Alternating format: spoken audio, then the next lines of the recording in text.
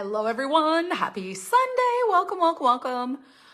Tonight we're gonna be doing one of our coloring boards. I wanted to do this tonight so that I could give you guys some tips and tricks for those of you who order these. They're really fun and they're just an awesome like coloring activity, and they actually would make a really cute decoration too. Like they're just gonna be really fun. So that's what we're gonna do tonight. I do have me some coffee. I have some coffee. Hello everybody, welcome. I feel like my camera is crooked and there's a weird shadow. Like there's a shadow right here. So strange. Okay, I'm gonna pull this up on my iPad because you know how the comments go. Can't see none of those. Well, sometimes they show up on my phone, but sometimes they don't. So let me pull this up. Let's see here. Let's see. It says I'm here. Where am I? Where? Let's see. Come on. I gotta search for myself. There it is. There it is. Oh, I see you guys. Hello, everybody. Welcome. I hope you're having a great Sunday. So I made meatloaf for dinner. I also made mashed potatoes and gravy, and we had fire roasted corn. I cooked a lot this weekend, and I normally don't cook at all, but I did. Hello, Teresa. What's up, Amy? Hello, everyone. Welcome. Looking pretty this evening. Well, thank you. I just literally went and put some face on and braided my hair. I have been sitting doing a bunch of nothing today. I was going to work on some work stuff, and I thought, you know what? I'm just going to do nothing today. Just going to do nothing. Chill, visit with my family, and do nothing. Hello, Celeste. Hi, Ashton. What's up, Brenda? Hello, everyone. So we have these new color boards, and they're really fun. They do take forever to cut them because all these lines have to be done, and I feel like it just takes absolutely forever, but they're really fun. And there's a variety of them. There's some big, there's some small, there's some really detailed ones. There's some really simple. And I picked this one to be the one I wanted to like do with you guys first because I feel like it's really cute. And I think it's going to be really fun to like layer into stuff. But this would be really cool to like put on a wreath or on a gallery wall, to put like frame it if you wanted to. It's just gonna be a lot of fun. And I wanna show you guys the way that I'm gonna recommend that you do these. The kebabs were freaking amazing. They were amazing. Absolutely amazing. They were so good. They were so good. Even Avery ate hers. I was very surprised. All right, so you're gonna need some Mod Podge and you're gonna need some water. And there's gonna be a couple different ways you can do this, okay? First of all, we're gonna wipe this down because these have a lot of flashback. I'm just gonna give you some instructions before we get started, then I'm sure we'll chit chat about, you know, who knows what. But for these, they have some flashback on it, and that's that discoloration. And sometimes when you get it on the, sometimes when you get a scored piece or an etched piece, it has flashback. Basically, there's a fire that burns into this and it creates this path, and it creates a little groove that smokes, you know, when it burns. And so sometimes it gets this, I call it residue, but it's just flashback. It's where the fire is flashing back onto the surface, okay? So I typically just wipe it off with a wipe and some water, and then I just dry it. Normally I don't have any issues, but this wipe is a little bit dry, so I'm just gonna add a little water to it just to kind of refresh it. So I'm gonna start by wiping this whole thing down and getting most of that off, and it's gonna create a really nice line for you to color within.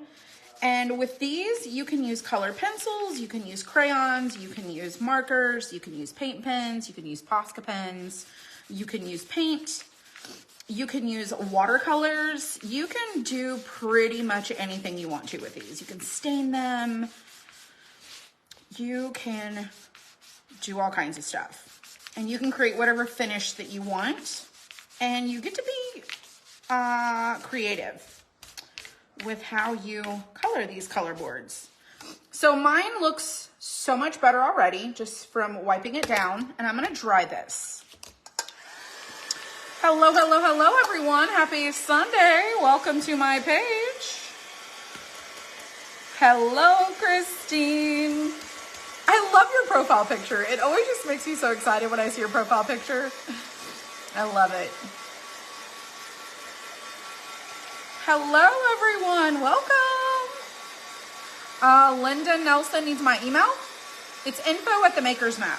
If you go to the link in the description, there is an area that says Help Center, and you can go there and contact me. You wash clothes and cleaned your room. I washed clothes and cleaned my room. Went to the hospital to visit my dad. He got a pacemaker in. He needs therapy now, so it'll get stronger. Well, that is awesome. That's awesome. I'm so excited for your dad. That's probably going to be life-changing. Oh, do I have a little spot there? Or maybe it's just the shadow. Maybe it's the shadow. No, there's a spot. Hold on. I see it. Hi, happy Sunday fun day, right? What's up, Marie? Okay, that is much better. Okay, so now you can see it. Looks like this. So at this point in time, you have a couple of different ways you can go. You can color right away, and you can use whatever you want to, or you can, I feel like you can prep it, or you can just go right in. If you want to stain it a different color so that you can distress it, you can do that too. But I'm going to do something a little bit different, and it's going to create, I think it's just going to create a better surface for you. So I'm going to show you the way that I normally prep a canvas is the same way that we're going to prep this. And I'm going to use markers. I am not going to use paint for this. We will paint a different one with actual paints, and I'll show you all the ways that you can color these color boards. And I think that they're going to be your new favorite thing. It's like a takeaway of a coloring page, but you can actually like do other things with it. It's just going to be really fun. So you're going to need a bowl. You're going to need some water. You're going to need some Mod Podge or some school glue. You can use either one.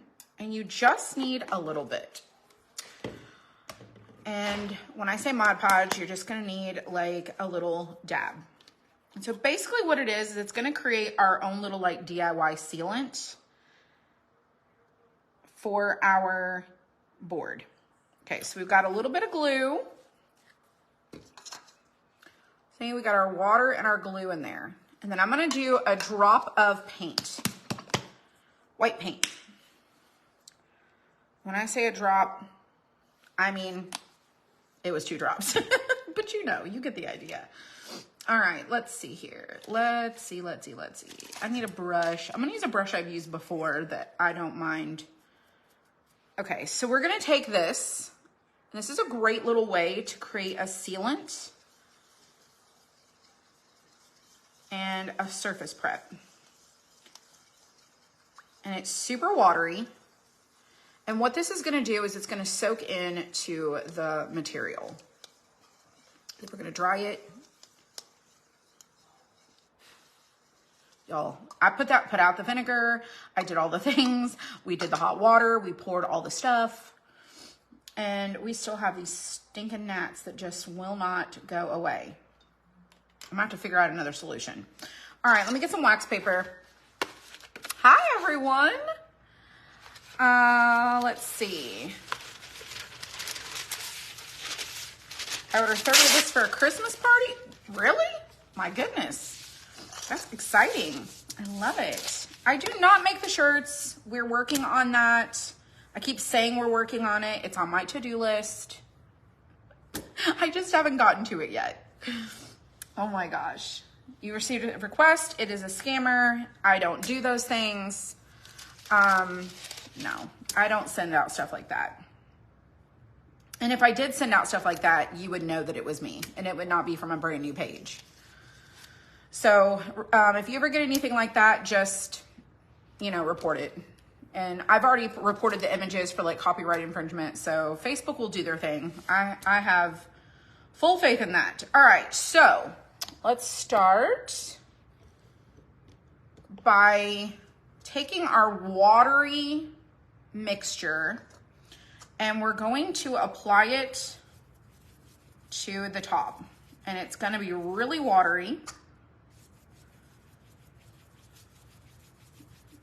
You're going to see it's a great, you could use a clear coat if you wanted to. It's completely up to you. I'm choosing to go this route because I've had better luck with this technique. And you see that it's got just a little bit of pigmentation, but it's got that glue in there mixed with that water. And it's really just gonna create a good prep without taking away from the fact that it's still got a really cool material. And you can still see your lines, color or paint. So much fun. And so this is soaking in. It's not gonna make it swell. It's not gonna do anything bad. It's just coating the material. You're gonna get a much smoother finish on your project.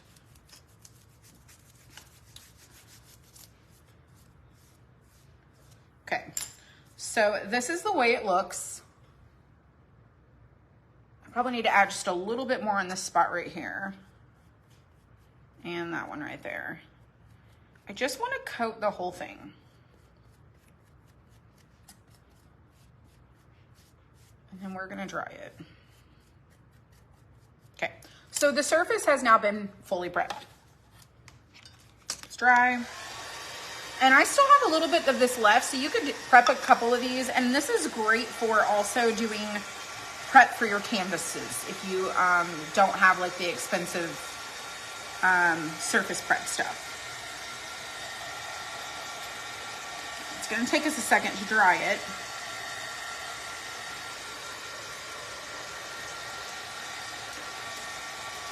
And you can just use a watered down Mod Podge. You don't have to add the paint.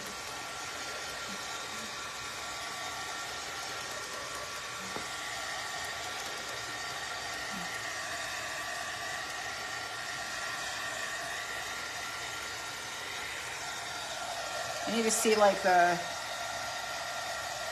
wet reflection.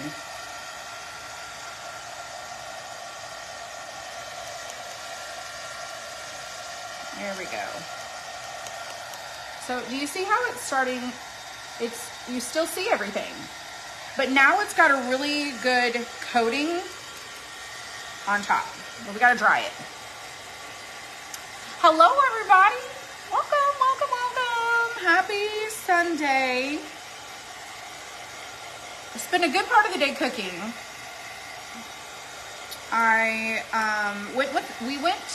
Me and Zach and April went to the store and we got the stuff the other day to make the kebabs. We had some chicken and green beans or something like that the other night. And then we also got stuff to make meatloaf, which I make 4 little meatloafs because everyone loves meatloaf and it's always like leftovers. And plus meatloaf is really cool for making a sandwich.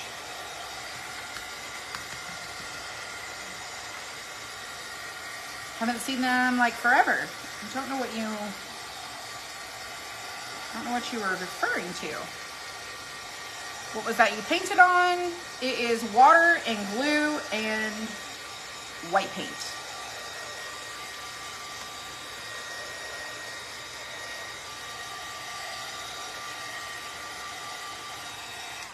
Okay, so you can now see that it is completely dry.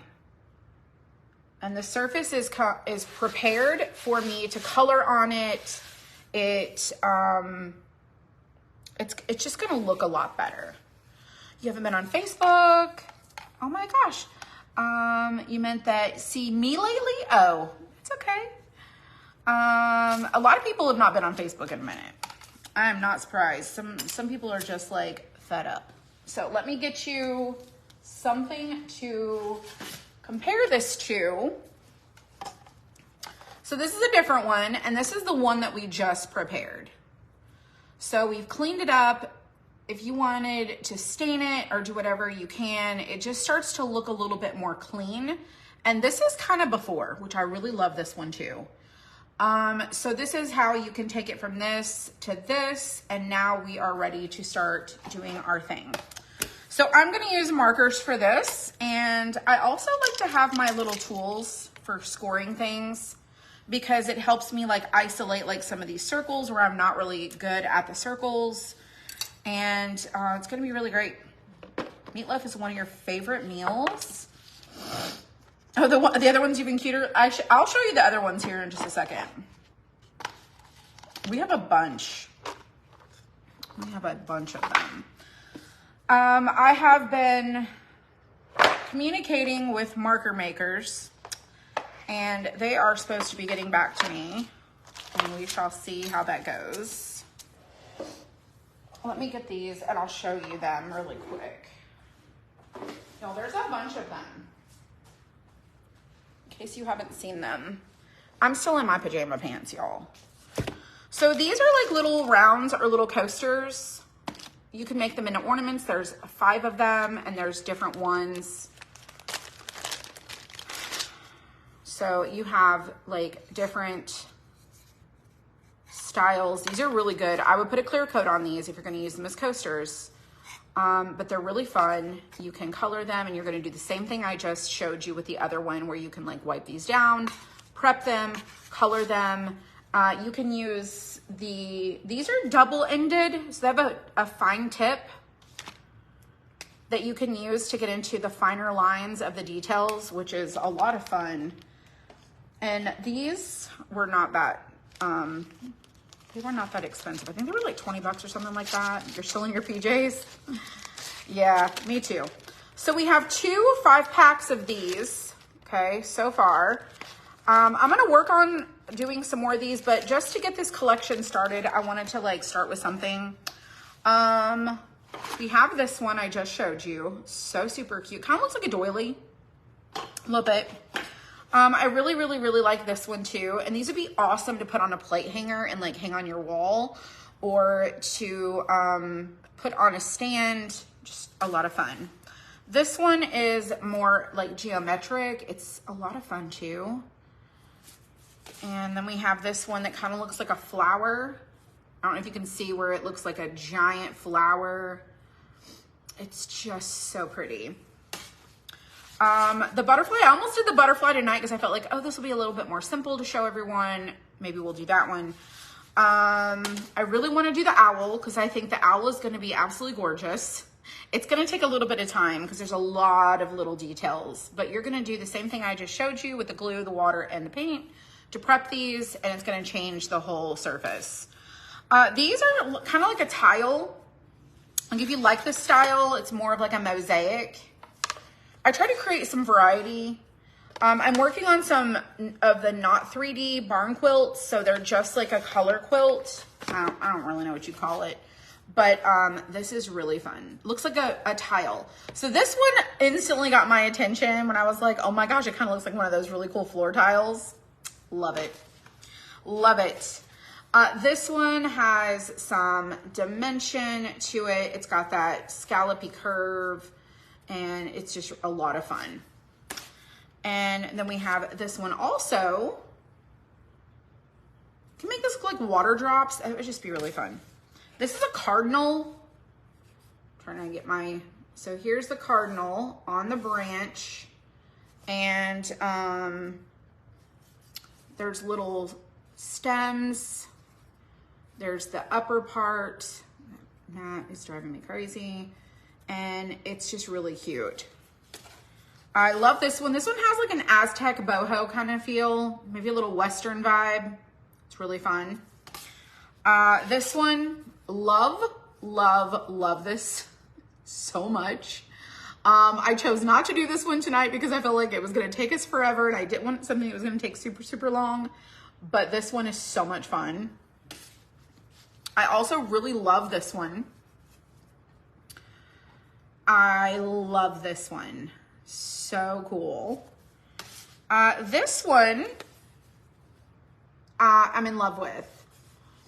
I feel like it could be, the way that you paint it can be like a looking glass. If you did like a looking glass spray paint and then painted your flowers on it, it would be really, really cool. Like kind of vintagey. So I love that. I made 2 of these.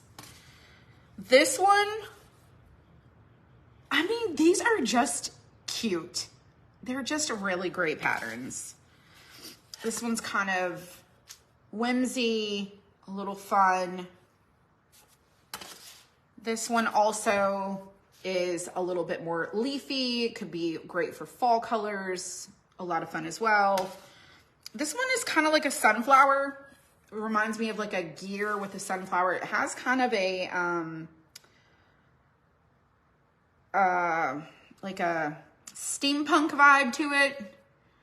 It's really, really fun too. All right, these are more fancy-ish. This is a butterfly, but you guys look at all the little details that you can just spend your time making it look so fun. This is a great way to pass time, work on your fine motor skills, keep your hands moving. If you struggle like I do, I have got to keep my hands in motion. This is a really cool vintagey bee. This one is a hummingbird. I showed you on this one how I started wiping it off. It's a hummingbird. This one is a sea turtle.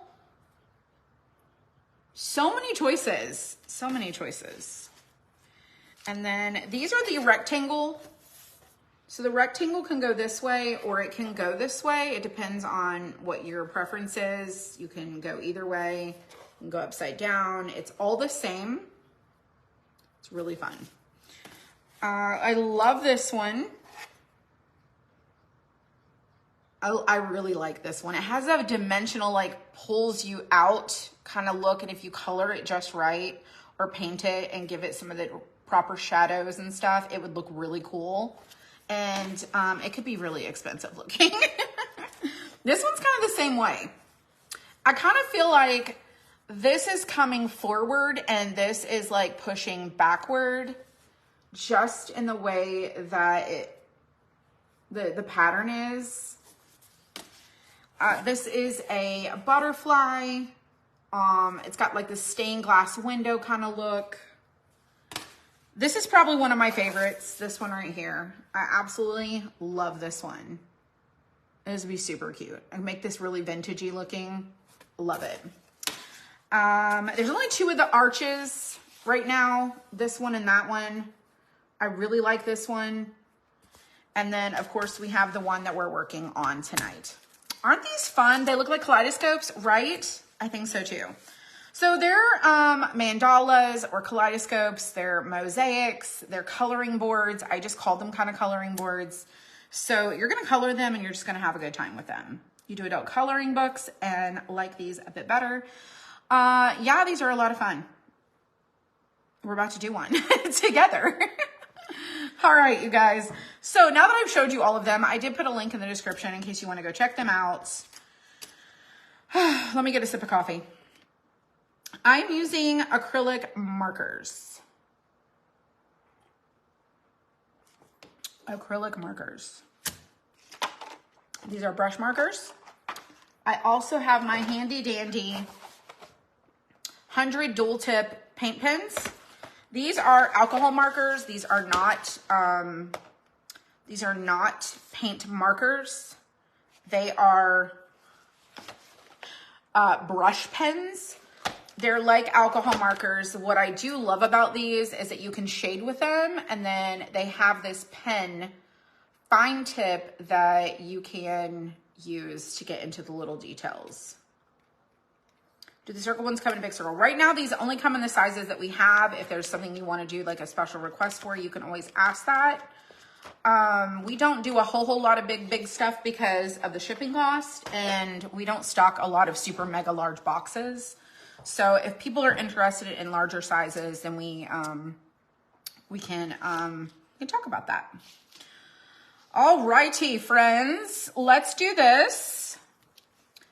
how would you do an oil paint with a paintbrush or a oil marker? I know that Posca and other brands make oil paint pens. You could use a fine liner brush, and I mean, you could use anything you want to as long as your application is a proper like tool. If I was going to paint this with a paintbrush, I would probably use a really fine, like when I say fine, I would use like a fine liner, like something like this that I can drop the paint in with, but I'm not going to use oil paints or regular paints. We did that too. Teresa, we did that over the weekend for the past, ever since someone said do the vinegar and soap, we did that, and y'all, they're still here. They're still here, and I don't know why. All right, so what I want to do for this is I'm going to, I think what I want to do,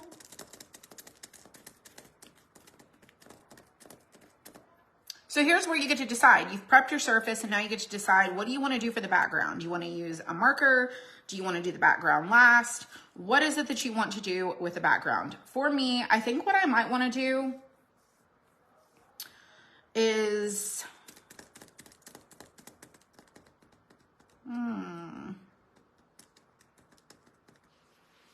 hold. Hold, please. I'm thinking, do I want to use paint?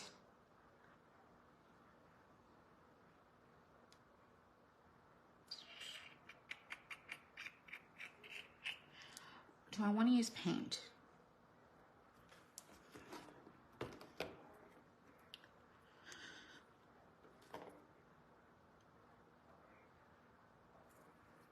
I have this light mocha color.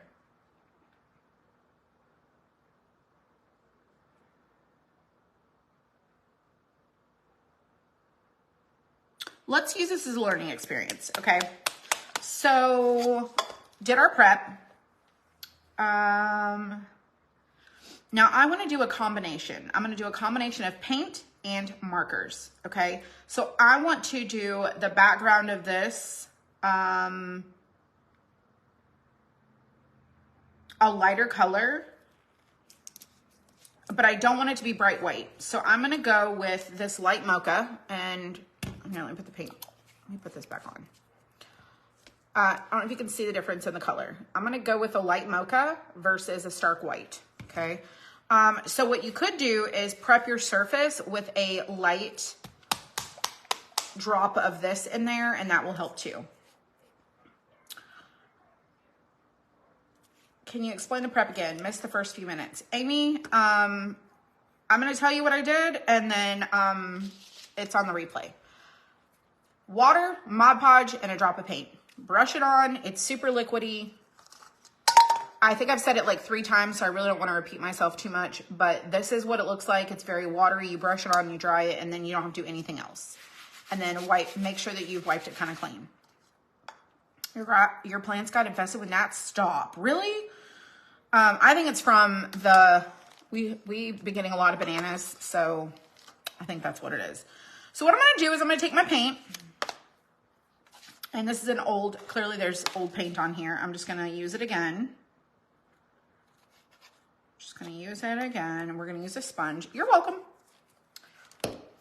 Oh, and I'm repeating myself again, but this is the same thing I do for prepping canvases in a DIY way. Where are my sponges? Oh, right there. Like, where are the sponges? So I'm going to water this down. Just a little bit.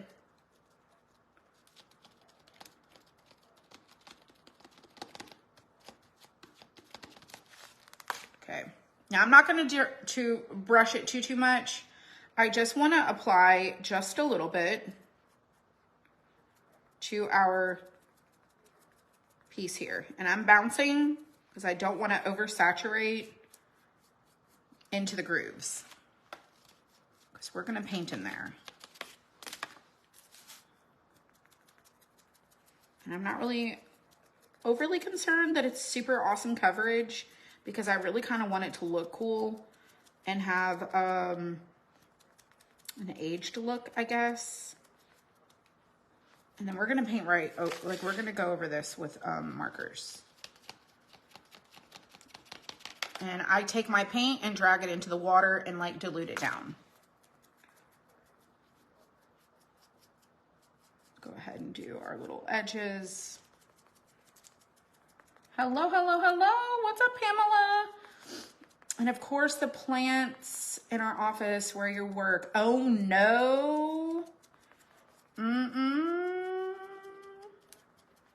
There's gotta be a air spray to like get rid of them. I don't know. I can tell you this right now. The vinegar didn't work for us.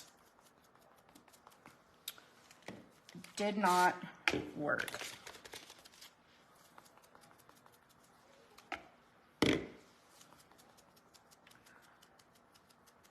So you can, on this one, we're gonna do a combo of markers and paint. So I really want my background to be this color.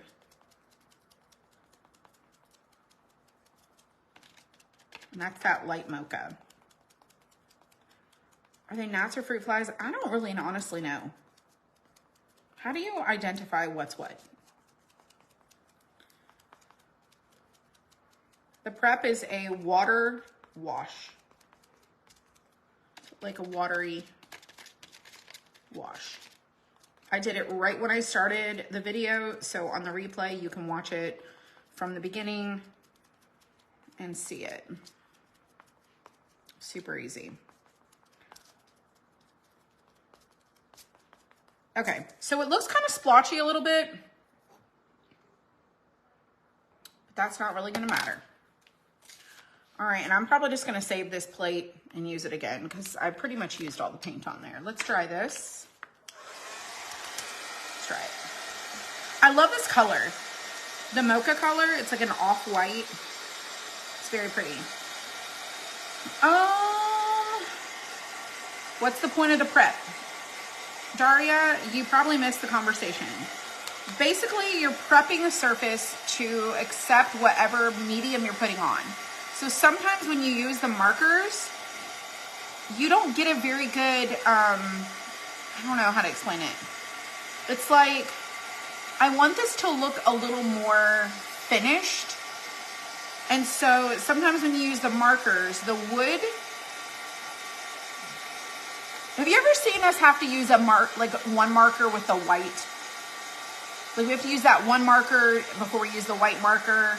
Sometimes to get a more vibrant color, prepping your surface is what's necessary to help assist in getting good saturation of colors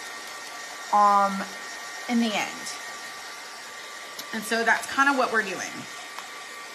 But I just said, if you wanted to not use white, you could use, if you decided, hey, I want to do this in the light mocha, you would add the light mocha to your prep. Get some live ladybugs, really?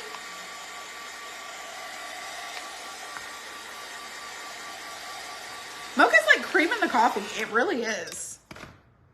Except my coffee is really brown.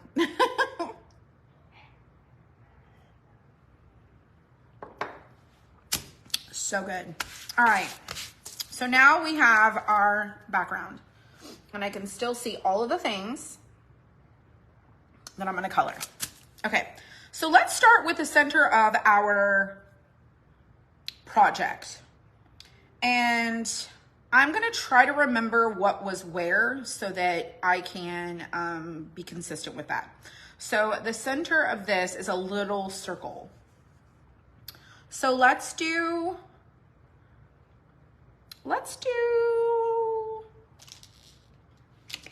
this yellow in the center of our circle. And I'm just gonna color this on to the middle.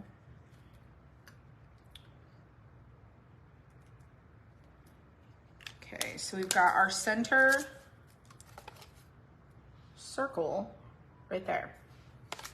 Now I'm gonna do this gear looking thing the same yellow.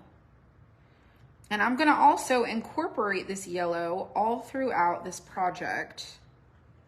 So I'm gonna keep this one on standby.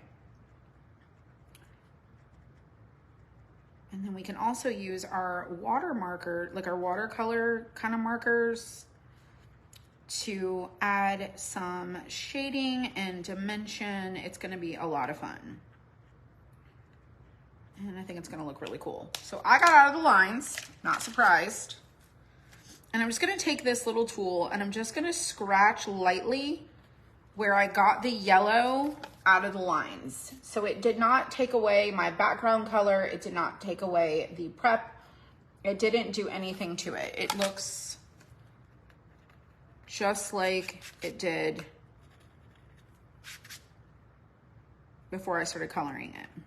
And I'm just lightly flaking up that inner color. So I've done that part, and now I have all these little petals in this area here. So I want to do it, I think I want to do it this color. I'm going to check just to make sure. I really want to do it that color. So I'm going to do this color. So I'm going to do all of these shapes here are all going to be this color. So all these little triangles right here. And then I think I might do a pink next to that.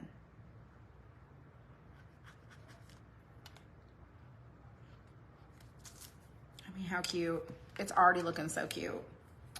Hello, hello, hello, everyone. Oh, that's right. Somebody did tell me about those traps. Those traps you can get for the fruit flies. I need to get some of those. Absolutely. Why did I not remember that? Someone told me. Should I prep the kids' kits too? The kids might like doing the prep, but depending on their age, they could get bored with that part. So maybe you don't have to, but I'm trying to show you, like with a different color, like how the color goes on different. It just goes on with a different saturation. It kind of looks painted versus colored. I mean, after all, this is paint, so I feel like it doesn't really matter. But these are really cool. You could also use puff paint. You could use spackle paint. You could do a little Lazy Susan turnstile thing would be really awesome too for these.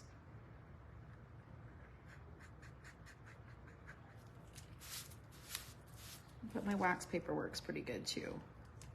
And as your paint dries, you'll kind of see if you need to go back over it.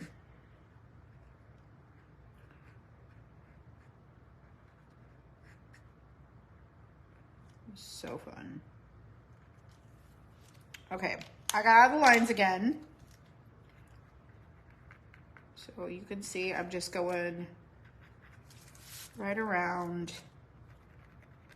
Just like an eraser, but I'm being very gentle just to like scrape, scrape, scrape a little bit and clean up my line. And you can kind of see it starts to collect at the very, very tip, just a little bit.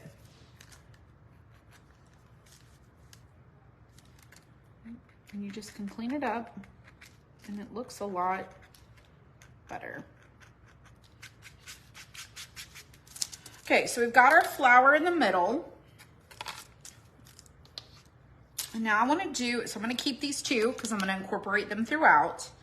I'm thinking I want to do, not that. I don't think it's this either. No, not that. Let me see if it's this one, and it might be this one. Let's go with this one. It's more of a pinky. I want this to kind of have a little shabby vibe. And we can add polka dots or stripes or other little details if we want to.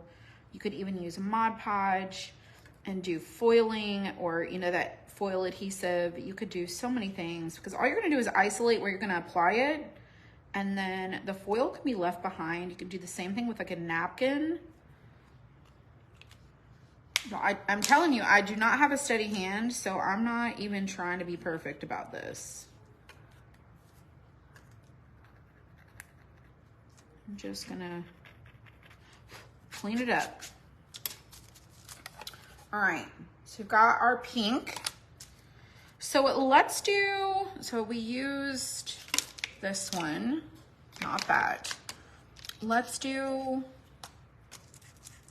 this purple around here. I don't know if it's so super shabby chic, but I think it's gonna be really cute.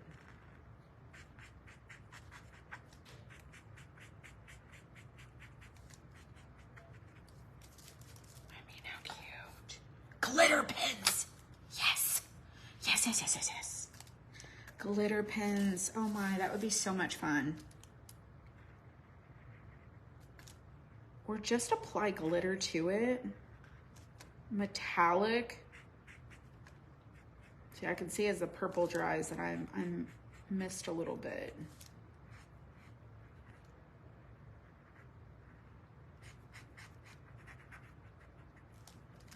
I feel like I want to go around this circle in the middle with this purple. This is the awesome part of, like, you just get to go back and like, no, I need this. Let's see. So fun. Now I'm sitting here coloring with you, but if I was doing this by myself, I would probably take a little bit more time, but because this, you know, you can spend a little time getting the details just right. But I also know that this could take a momentous amount of time. So what are you guys up to? How was your weekend? Oh no, you can't bend 3 of your fingers? Oh my goodness. Thank you, Ollie. I love it too. This would be really cool. I'm working on some ones for fall and Halloween, Christmas. You should see the ones for Christmas. I did work on that this weekend. I'm gonna cut them tomorrow. But there is, I went on Etsy and was looking up these color boards. And one of the shops is selling them for like $60. And I thought, it's like this is about a 10-inch. And I thought, that's just kind of crazy. But then I don't really know what's involved, so I'm not trying to be like super critical. But I was like, we need a cheaper option. And then there's another place that does them. It's like $100. I think you get a box of markers maybe. I'm like, we need to figure out a better way. Looking so cute already. All right, I think we need to incorporate the yellow into the little circles here. So I don't want to do too much yellow.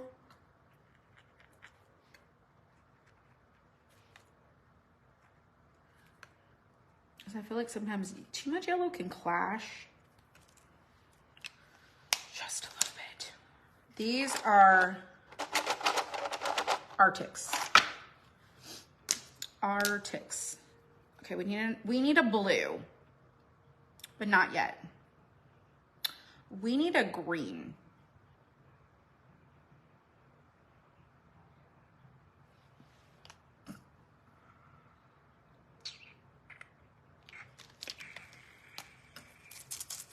We're gonna use,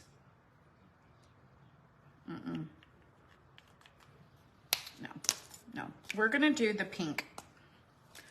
We're gonna do the pink around the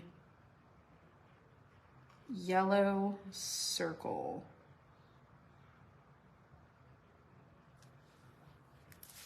And you could do like every other one. Should we do every other one? Let's do every other one. I'm gonna use the mint. I'm gonna do the mint. I feel like it's starting to give off Easter vibes. I need to slow my roll. Oh gosh, this would be really fun to do these in Easter eggs. Let's do every other one.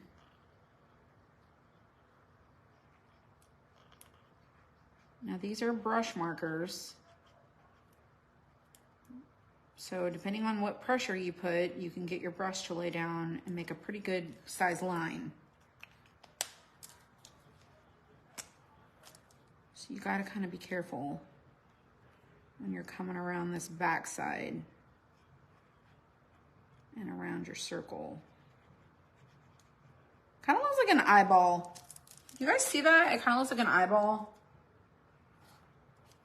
It looks like an eyeball. Let's do this one. And this one will be the same. If we don't like the yellow, we can always color over the top of it.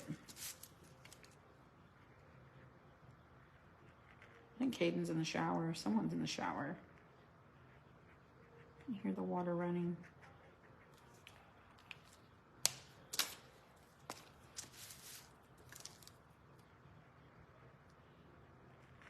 Well, there's a lot of different ones to choose from for these. These also make a really great gift idea. And just an activity for like teenage girls would probably really love these. I know Avery is going to absolutely love to do her bugs. I did bugs. We have like the little mermaids and the dogs and stuff like that. Okay, so this is what we have so far. And I feel like what I want to do where the mint is maybe do a darker color. I'm going to go with this gray on the mint where that yellow is. I'm just going to go right over it and change my mind.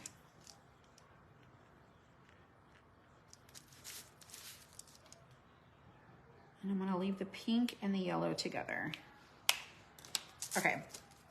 I feel like I like the pattern of like where it's going. I think it's really cool.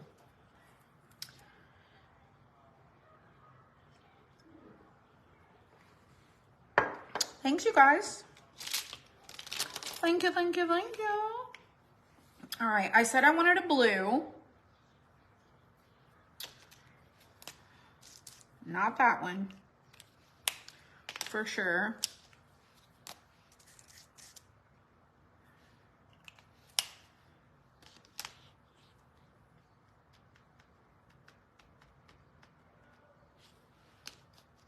I think this is not the blue that I want. Oh, that's too vibrant. Did I already check this one? I did. I did.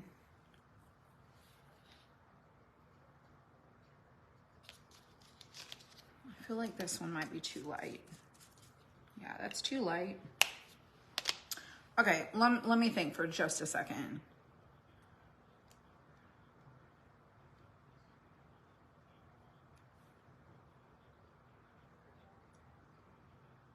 That one is not too bad, but I really think it's just too much.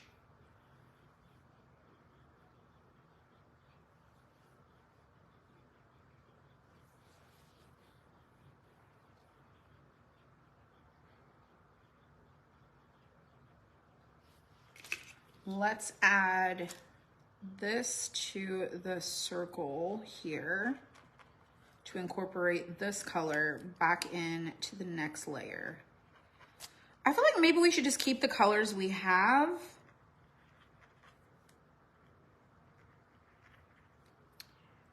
And kind of go from there.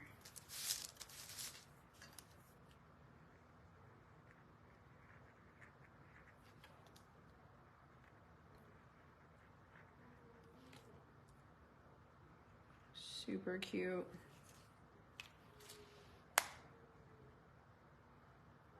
This is gonna be really cute.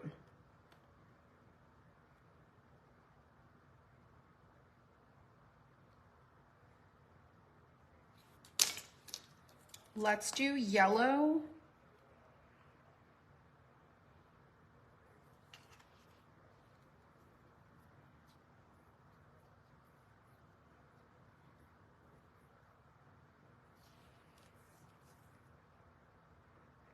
Let's do yellow and yellow. Yellow.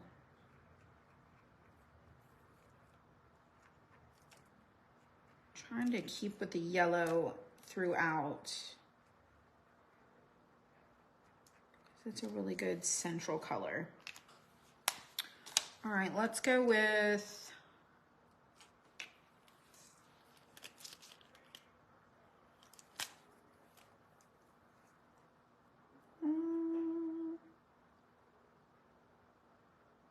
I should have added another one here to go like to keep the pattern, but it did every other one that way. No, that's the same.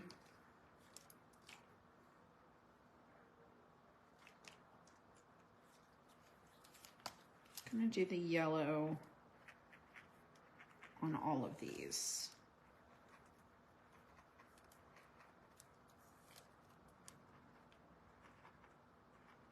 I have an idea. I think it's gonna be cute.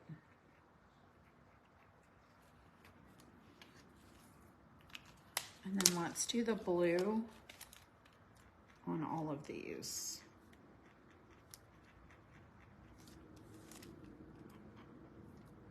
I hear an airplane. Y'all, it poured down rain so hard today. This morning, oh, I touched down, shoot. This morning we put water in the pool and I was like, it's not gonna rain. And then y'all, it came a downpour. It rained so much. It's coming along. Okay, let's do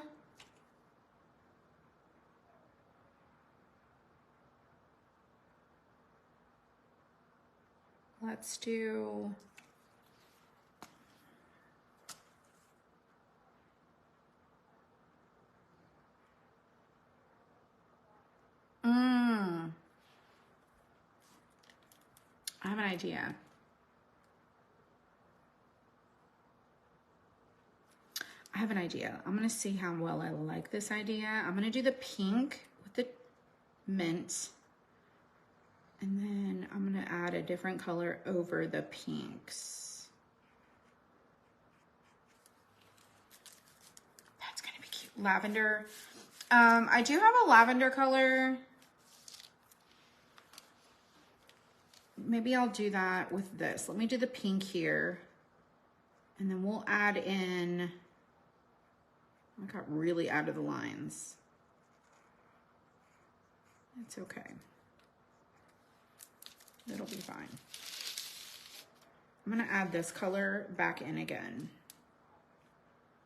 And this one goes pink.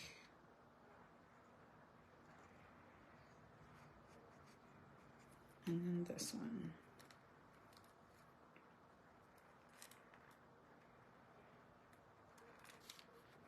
Oh no.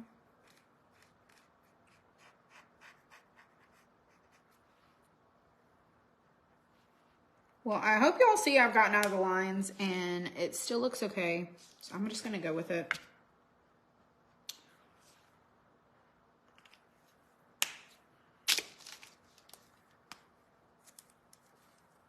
I'm going to do the lavender here.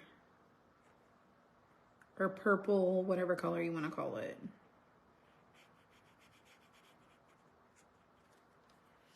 gonna do that over all the green sections. This is where you just get to let it, like, you just gotta let it come together. If you wanna map out your colors, you can do that ahead of time. I'm just kind of going with on the fly and seeing how it turns out, because I think it's gonna be really pretty either way.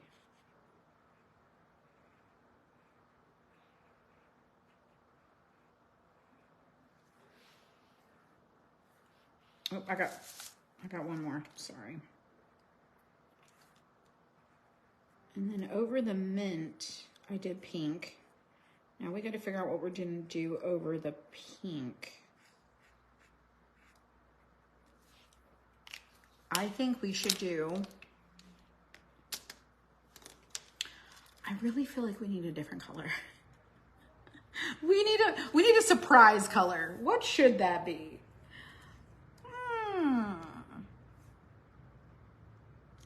I mean, look at how cute this is coming along. It's so soft and fun. So over the pinks, I feel like we need a,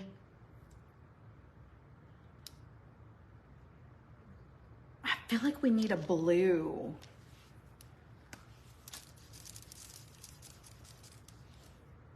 I feel like we need a blue. It's not this though. It's not that. We need a different thing.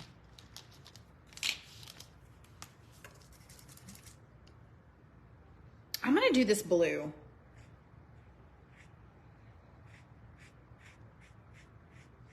It just kind of came out of nowhere, but I feel like maybe we can incorporate it somewhere.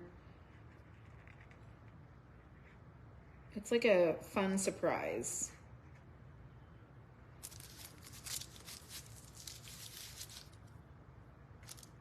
I like all the pastel colors. You can do this in really bold, rich colors. Oh, I wasn't going for that. So I'm really liking where this is going, personally. Tomorrow morning, the electrician is coming. Hallelujah, praise the Lord.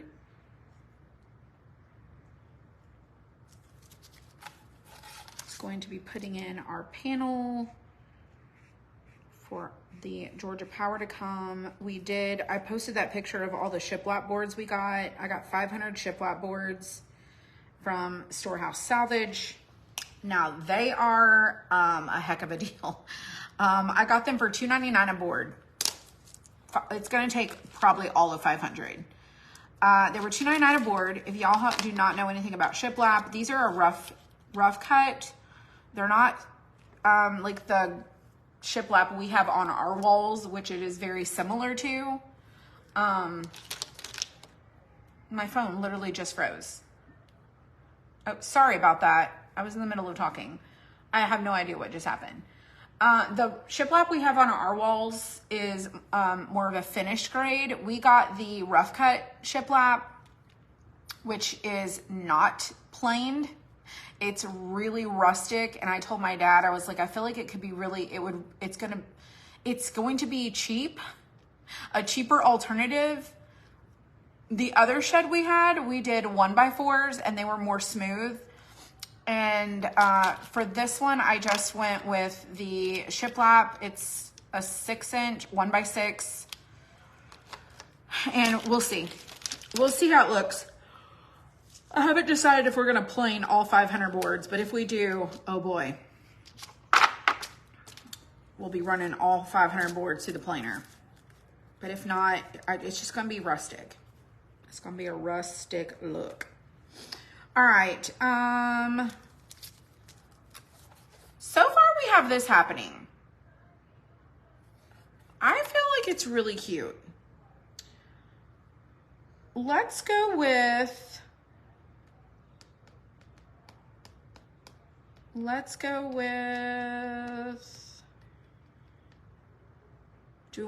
do we want, oh,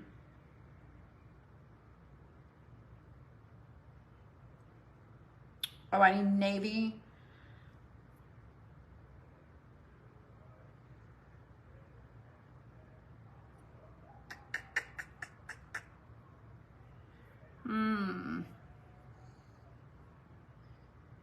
The shades I'm doing are very, I feel like this is too much. It's too much. That's too dark to go with this. But I could do turquoise.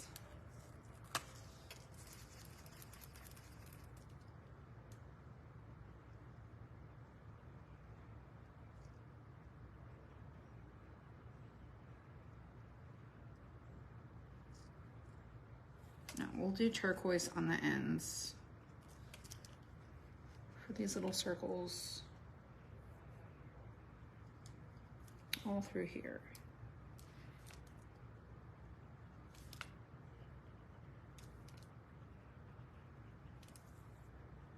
All right, I did a little turquoise. Let's do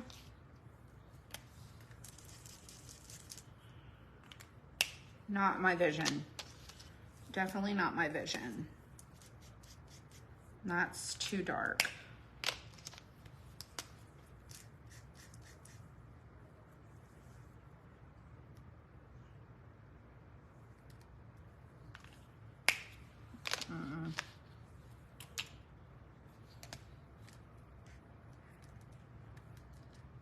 We're gonna add that way we have layers of yellow. This is just gonna be so fun. All right, so this one, every other one is gonna be the yellow with that purple. I think that is a really good pattern. I feel like Avery picked my colors. She picks so many great colors for her projects. I really like this. This is just really fun. Can't help myself.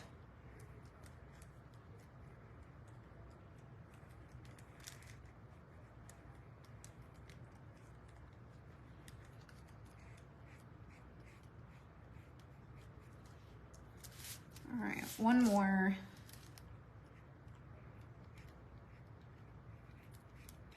Very colorful.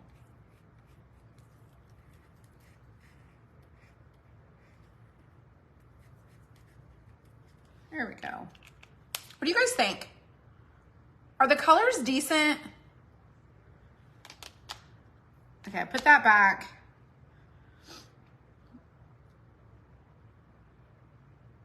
I feel like I want to do another pink, but I'm not really sure. I definitely feel like we should do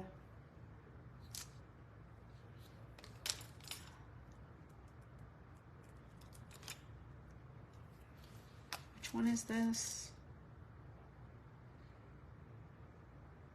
Where did I do this? Did I not do this at all? Let's do this here. Maybe there's a reason why I didn't do it. I don't know what that reason was, but oh, I think it's because it's too close to that one. It's too close to that color. So let's regroup on that.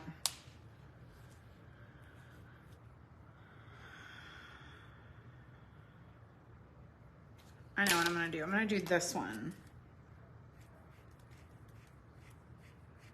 which I'll probably have to go over this again.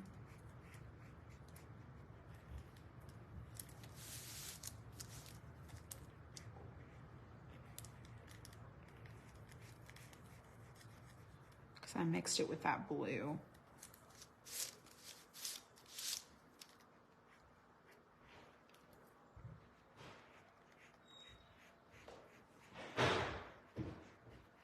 And this one didn't take us too long. And I have used a crap ton of colors. I need to figure out now what that one's going to be.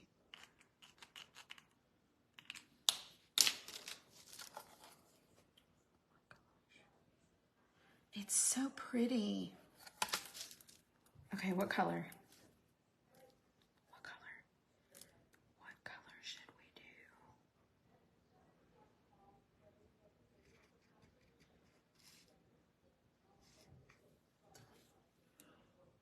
I'm coloring on the fly.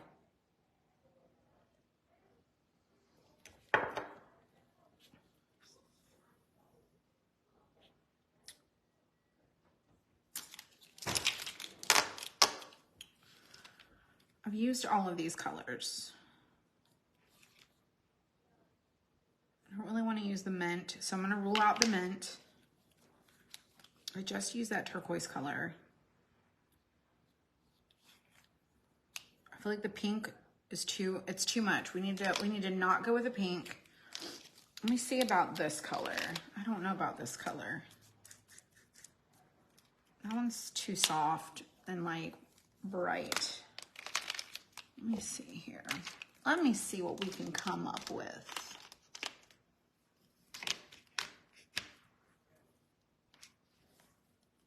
What'd y'all say? These are paint markers. Oh, the mint green. I feel like it needs to be...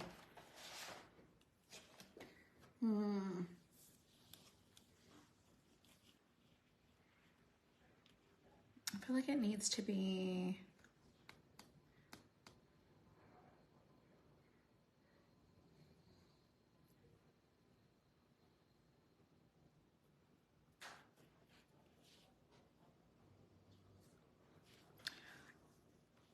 This color is so...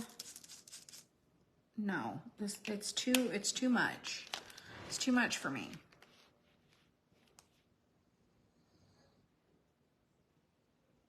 Oh, the gray.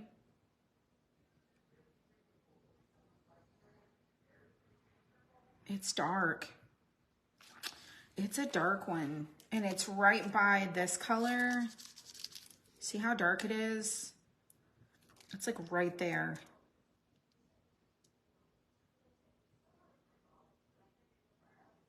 I feel like it's kind of dark.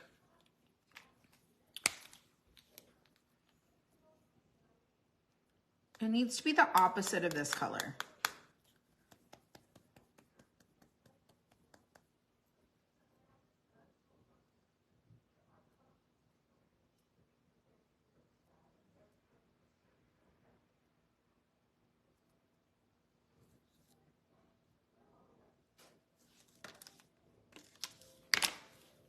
This one, see, it's like that one is so bright. I just need one more color choice. The lavender, this again, it's here. I feel like it's gonna be it's gonna be a dark color. What if we did a different shade?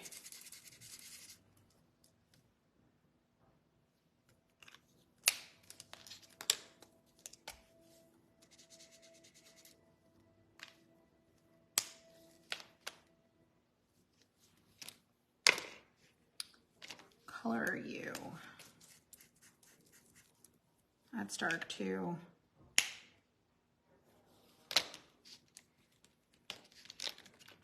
I don't really have a coral, this like coral color. The only thing I have is like this, and it's really, really vibrant. And I just feel like it's gonna be super classy. Let's do, what was this one? That one's too light. Let's try this one. That one is also too light. I think it might be this one. I mean, we'll just, I don't know if I'm gonna like that pattern.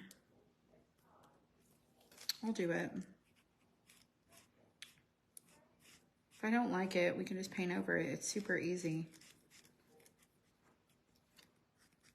I was really wanting to do like an orangey color, but not super orange and vibrant, but more of like a sherbet orange color. But I don't have one of those markers, so I'm kind of out of luck. And that one is still too deep of a shade for what my idea is. This is okay. It'll be okay. We'll see what it looks like when it's kind of done.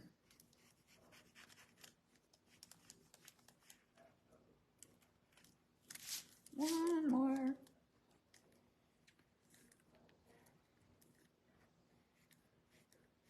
Do we love it? I feel like it's cute.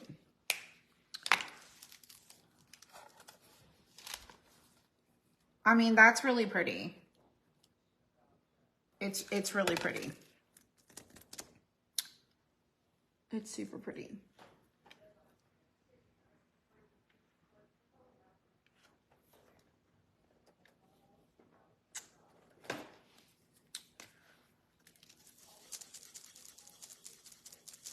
I always end up doing this. Like, do I love it? Do I not love it? And then I just kind of have to wait and see if I do. This one might not be dark enough.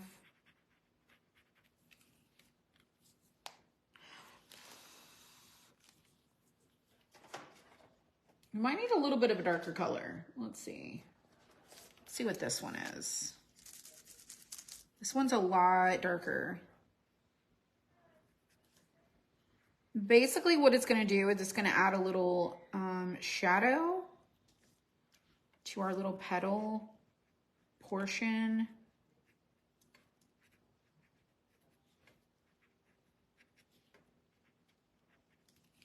It's just giving a little.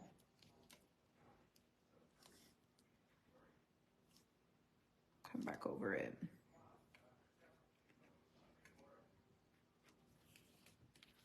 Oh, if you don't have paint, you can just use those little alcohol markers and add some center to your little parts there. Let me go around and do that to like all the ends and like the center of the top of this. And it's just gonna give a little dimension.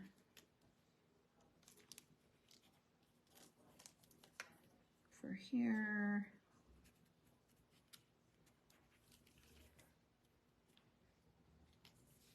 Okay, let's do that. Let's take this here. That's not enough.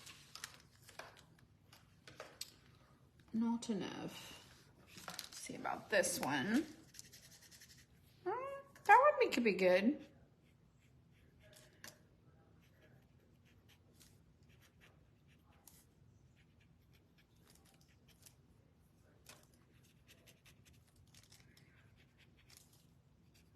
See how we're just adding a little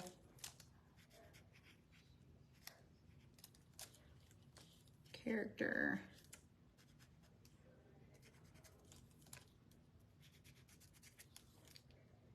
Little definition.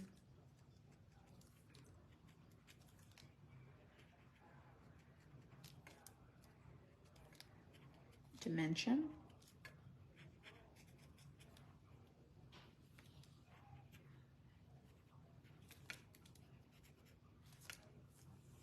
Is that it? Is that it? Is that it?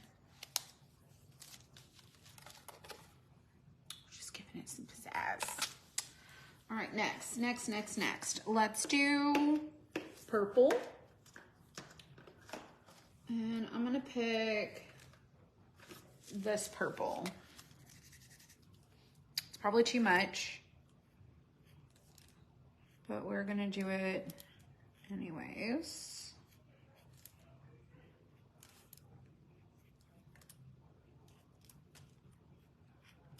Aren't these so fun?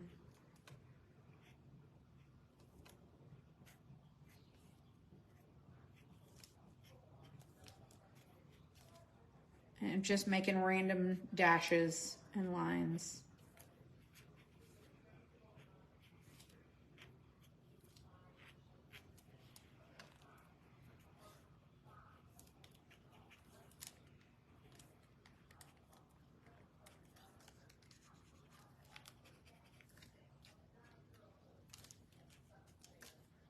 cute.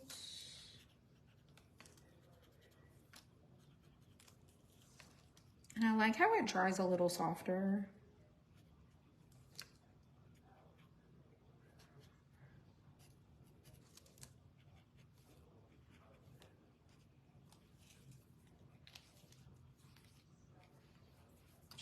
I missed something.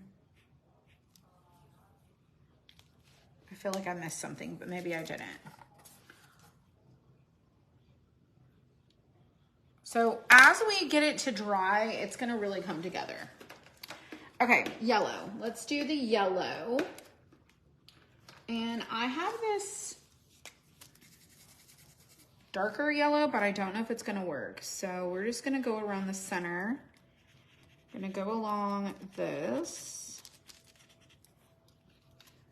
Let's do this one. And I'm doing a little more because it's not very dark. It's kind of a really close shade. I already did that. Let's do, here we go. Got it? It's like out of all the colors, this is pretty much like, it was here. I don't have a lot of choices.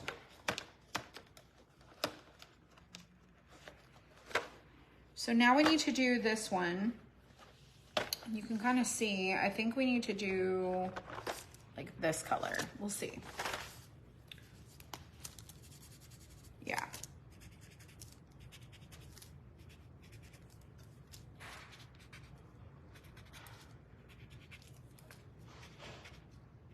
I think this is the only place I added that blue.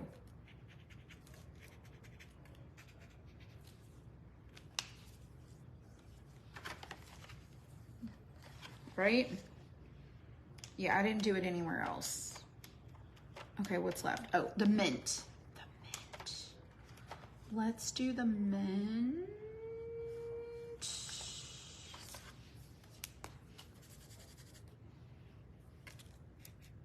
Yeah, let's do that.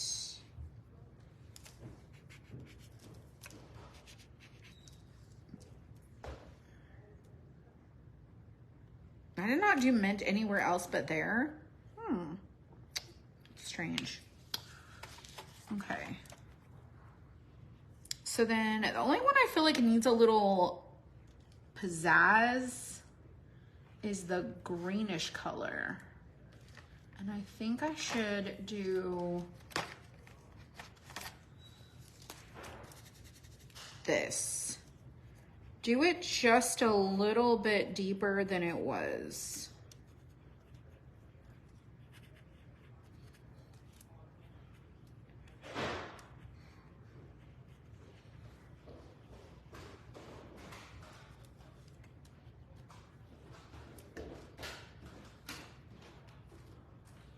There we go.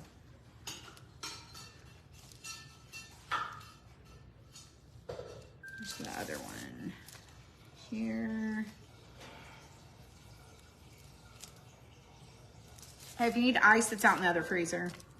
I don't need any ice. I'm just filling this with water. Okay.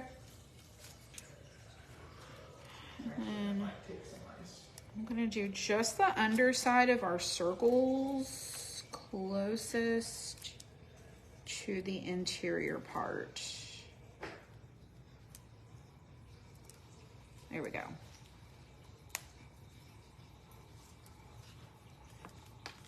I definitely feel like the yellow needs to have a little bit more.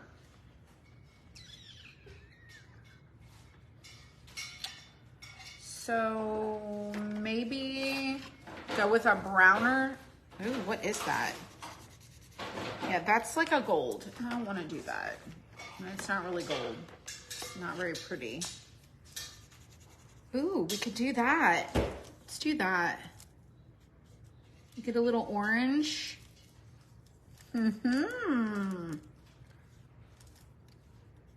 a little two-tone with that yellow. Oh, that's fun.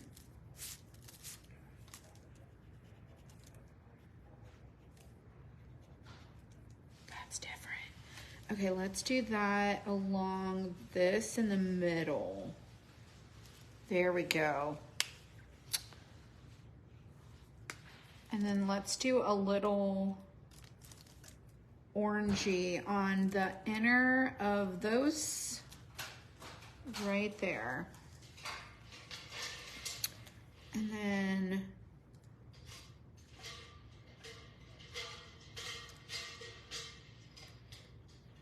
just doing a little bit. I'll probably have to go over this because I don't know that I'm gonna love this. I probably should have just left it. I'm not in love with it. So let's blend that out. Not in love.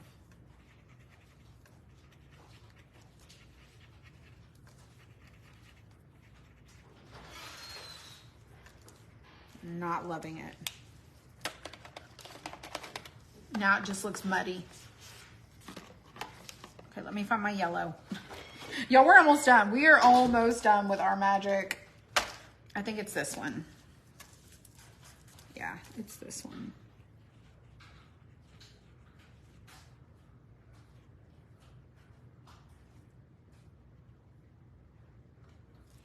I'm gonna bring that yellow back. Just not loving it.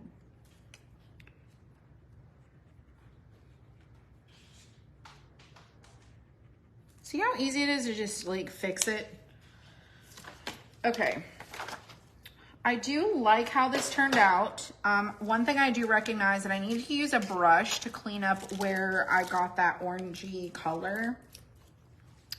I get the paint pens at Amazon. You good? Yeah, I'm going to bed. Okay.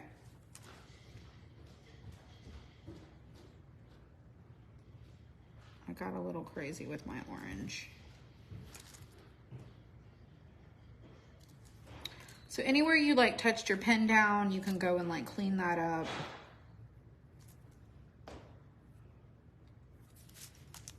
I definitely got out of the line. Right there.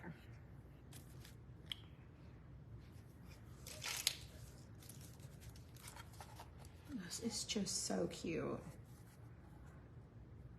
So I just added its own little character. And then around the edge, I think what I'm gonna do, around the outer edge,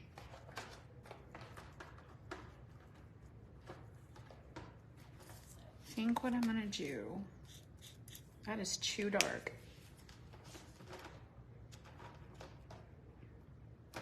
I think this is gonna be too light.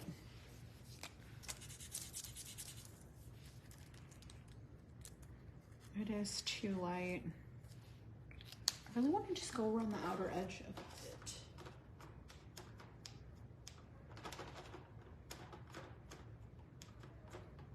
Go in. Maybe it's this one.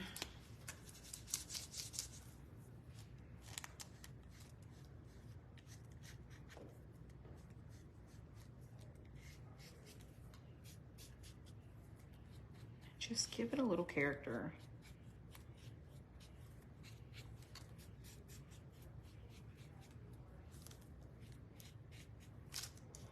It's just coming to life.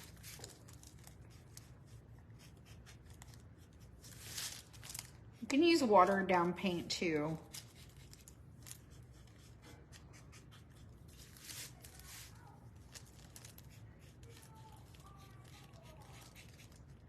Now this would be great, like I said, with any color combination.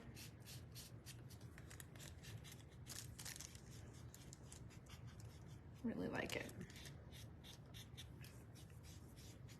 I feel like we gotta be getting close.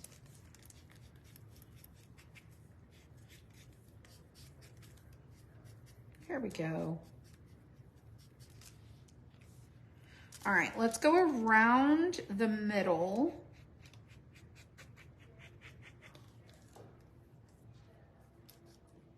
just a little bit. We can do like in here.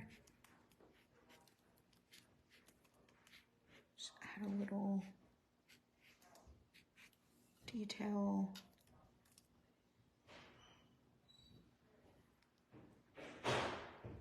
I'm not gonna do anything else. I feel like I like it. I really like it much better now. Okay.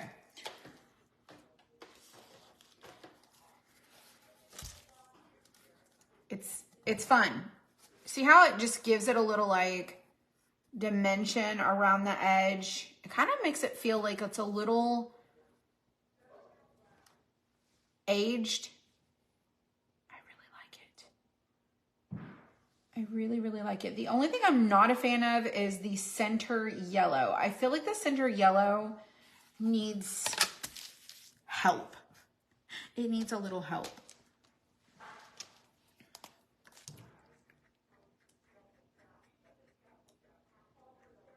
Going over it with this lighter pinky color. Just a little bit. It's pretty good. It's pretty good. I like it. Distress oxide would be good too. I have these little stampies. I have the gathered twig. I feel like it's too brown. I really love the espresso one.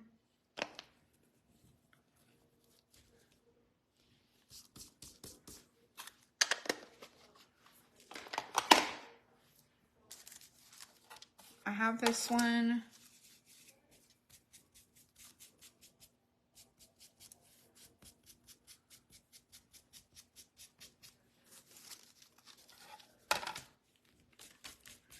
I wasn't sure if I really wanted to do anything deeper than this, but I mean, we'll go for it. We'll do it. We'll do the extra. We'll do the extra step. I'm running out.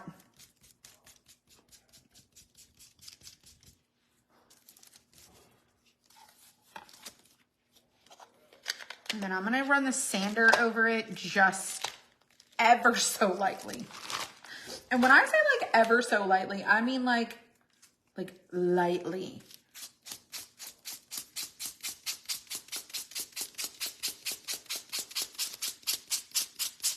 Like I really don't want to do too much.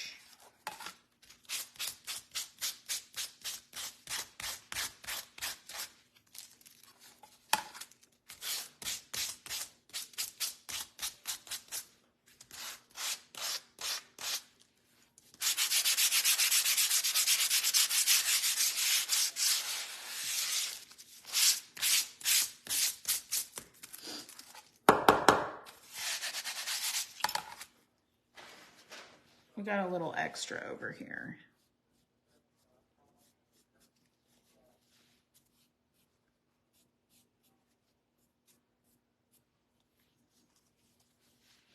It's a little much. I should have cleaned my little thing off a little bit more. But you can just use a wipe to clean it off if you get too much. It's really easy.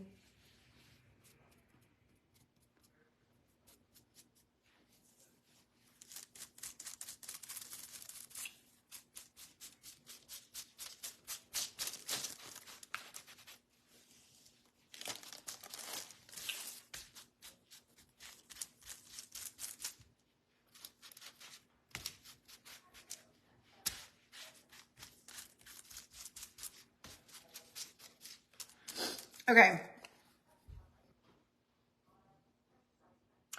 I think it's so adorable.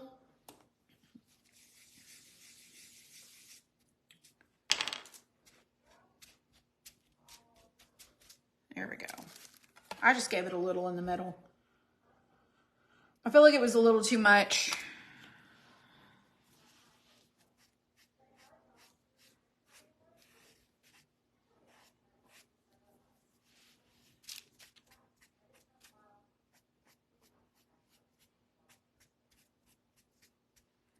I mean, there's a little left, but not a lot. All right, let me dry it. This would have been really, really, really pretty in a black and white. Like really pretty and like a monochromatic. Oh my gosh. It's so pretty. I love it. You can use colored pencils, absolutely. You could use crayons. So when I put that surface prep on, it prepped the material so it feels more smooth. And it's not got that rough, grabby texture. Oh, the flower. We should. This would make a really cute shirt idea. Like, minus the whole, like, super distressed stuff, but I'm going to go back over this just a little bit. I feel like when you know there's too much, you just know there's too much. And I feel like there's just a little much. I'm just going to clean it up just a little bit. Just for me. I do love a good distress though. Which is very surprising that I'm like, let me take away. So as you can see, I just use markers. I use some paint to do the background color, which is that light mocha. And I use that alcohol markers to add little shadow, like shades of different hues.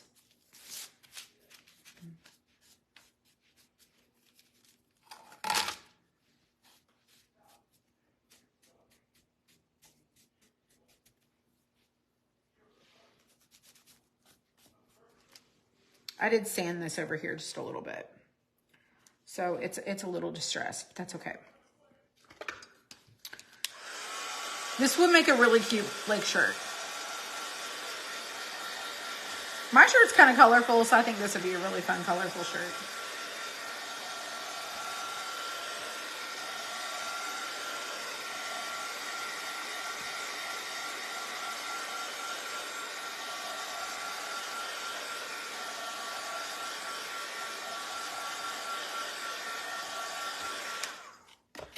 So you can put a hanger on this and you can hang it. You can put it on a stand, like an easel stand, and like display it. It's really cute. You can layer it behind stuff and like tuck it in, which is, I'm going to show you how you can do that.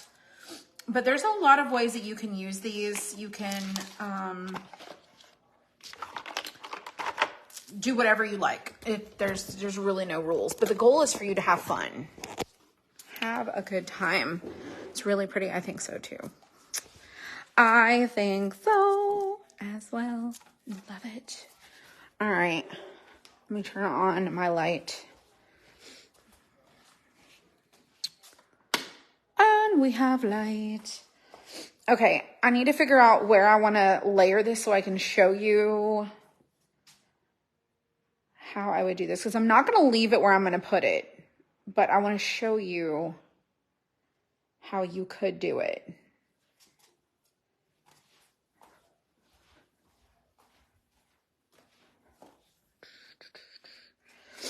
Okay, so do you see like right up in here how I've got that star?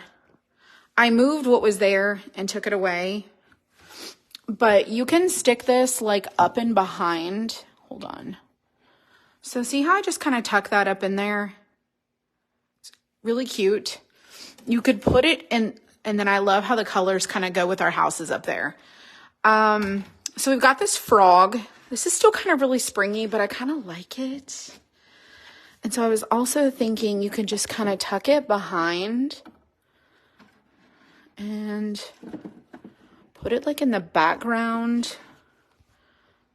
Maybe a little bit in the background, like just layer it behind something, okay? Personally, I like it up here because it really goes well. Sorry, you can't see what I'm doing. It really goes so cute with the little houses up there.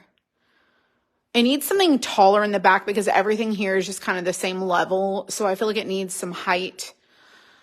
Kind of the way that that board is kind of in the back. It needs something to kind of give it some balance. And then those colors go so cute with the houses. It's leaning back a little bit too far. Let me push it just a little bit more.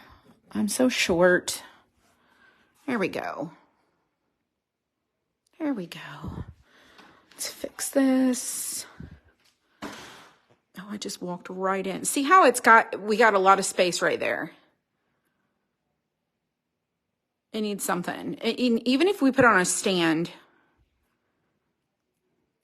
it needs something right in that little area right there. Yeah, it's called the White Houses. I'm trying to hold it up so you can see. We did a green grass bottom. Yeah, that's called the White Houses. We have shelf sitters. We've got the wide words, the White Houses. We have a couple of other things. They're really cute. But I love the coloring board because it just has so much character. Now, a tall one would be really great right there too, like one of the taller coloring boards or the arch window. The girls left her shoes here. One of these taller ones. Like this one would be really cool there too.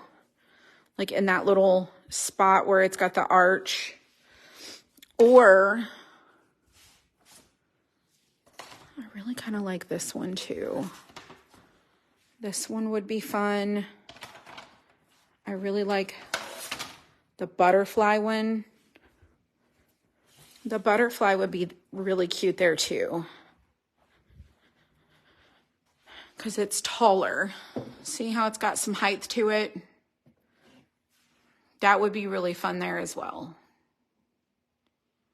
But I do like that because it's just so ironic that the colors we use, with the exception of that coral color and that other color, are almost like, I think what's attracting them is the yellow and the purple and the blue and the teal.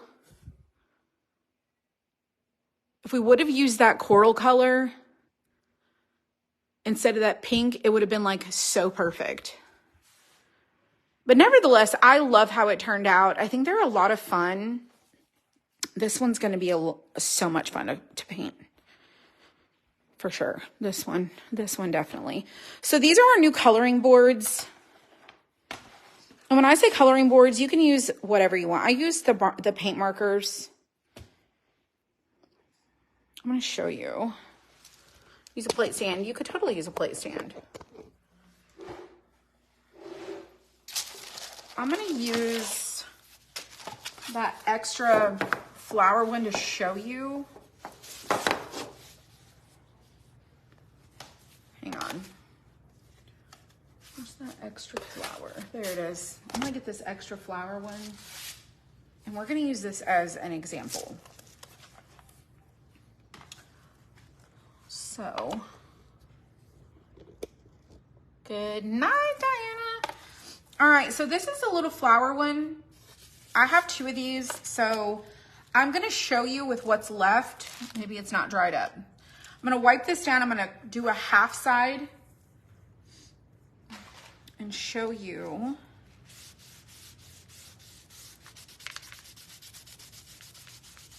some troubleshooting things. Like, here's some things you can do. If you want to do it this way, you can do it this way. You don't have to use any surface prep. You can just wipe it down and paint it.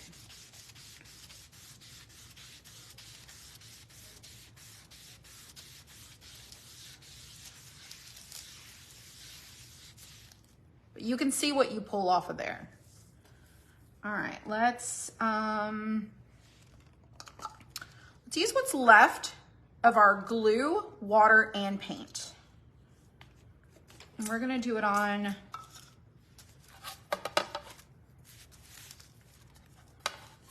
like a half. I'm just gonna eyeball it with this. Just gonna go right kind of down the middle. So one side's gonna have it, and one side's not.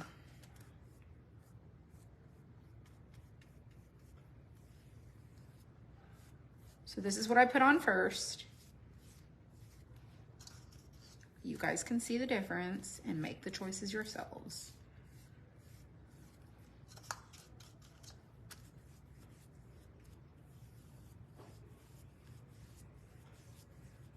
Now, like I said, if you wanted to do the background color, you could do the background color in your paint. This is leftover, so I'm not gonna change it. And so one side has been the glue, water, and Mod Podge. One side has nothing.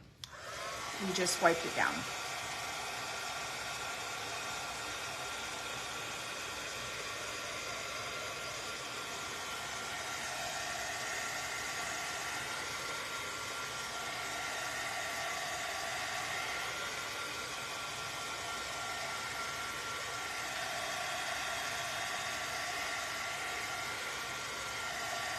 It takes a second to dry.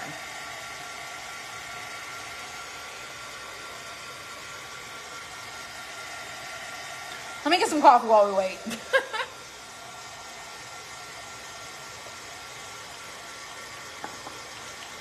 So good. So good.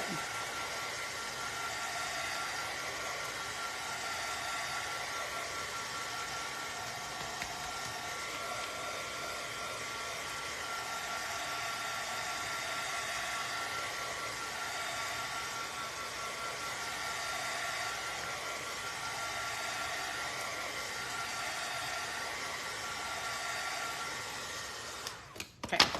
So when I tell you that there is a prep to the surface, I mean like there's a prep to it.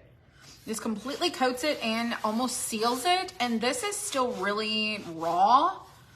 And this is just more smooth. And if even when you look at it, it just looks more finished. Like the prep of it is just ready for like a really pretty, you know, application. Okay. So I'm going to use,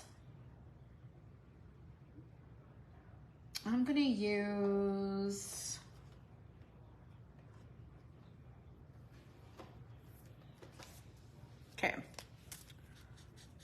not that one. I'm going to show you with these alcohol markers.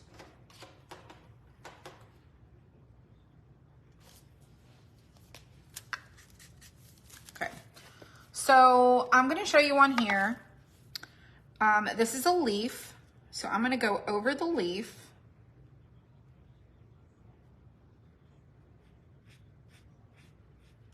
You can see the difference. This is an alcohol marker, not a paint marker.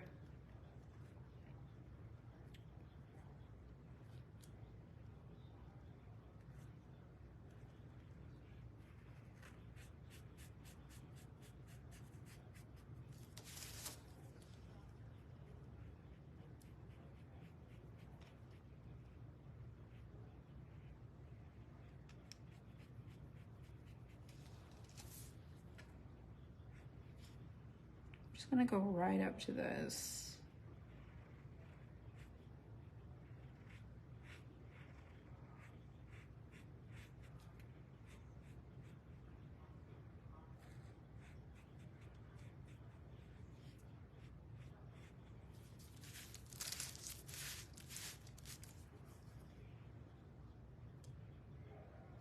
Sorry, I'm trying to focus here.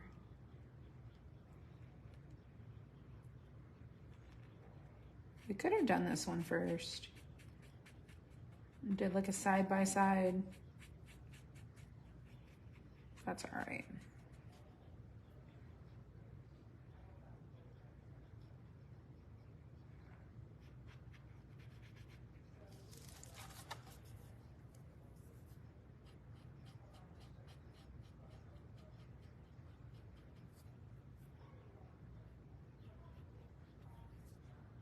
So you can see don't know if you can see it. I can see it when the light hits. So where I did the primed color, like the priming, do you see how this right here is a very different, like, coverage, saturation, how it lays on the board with this type of marker is very different. It's a whole different, almost looks like a whole different color.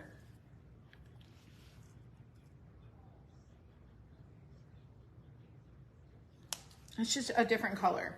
So that is in the alcohol-y markers. That's these right here. They're kind of like watercolors. And I'm gonna keep this green here. Let's do a different, let's do this, let's see what this green is. Okay, this green is completely different. Okay, let's do this one next to it. So we have a different stem. And then it transitions right about here. Okay, so I'm gonna add this right there.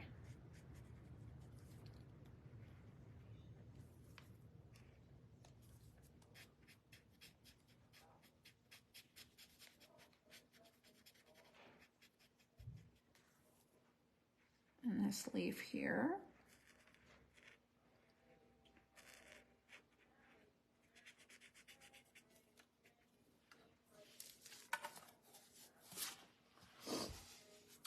So do you see how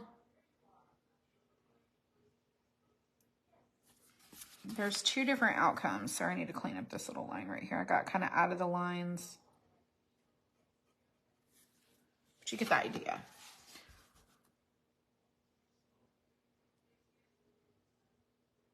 So you can kind of decide for yourself, like, what outcome you want to achieve in the decision you make on how you prep your board. If you like this color on here, don't do this. If you like the way that it lays on here, you want to prep it, okay? So let me finish so this leaf is a part of this. So let me finish this one.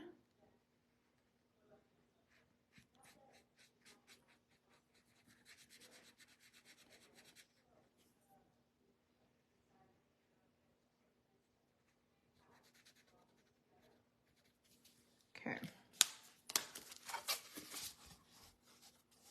So we have, it almost looks like two different markers. Same marker. So this one is the same color as this one. Okay. Now let's see here. Let's see. Let's do,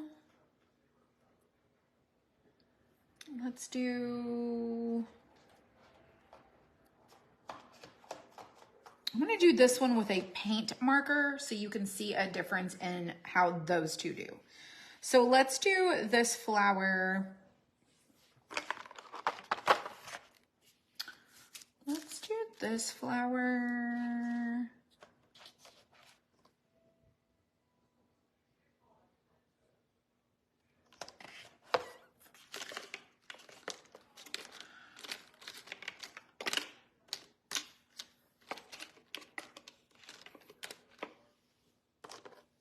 We're gonna do this color. So it is a really light color. So we're gonna do this just like so.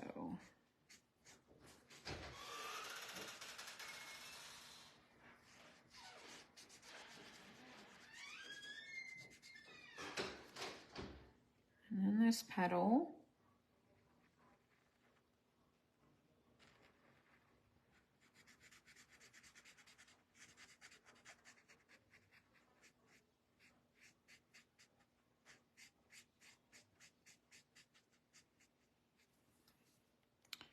this petal.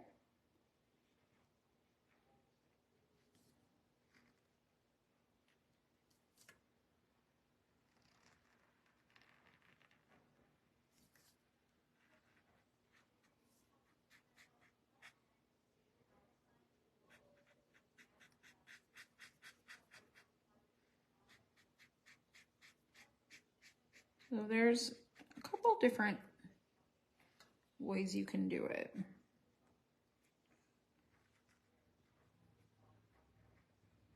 This one I really think would look so beautiful in like a French kind of color palette. It would be really pretty.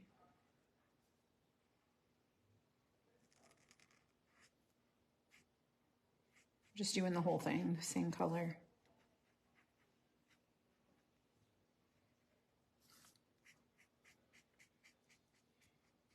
I can feel a difference in how it goes on over here without it and how it goes on with what I applied. I got out of the lines right there.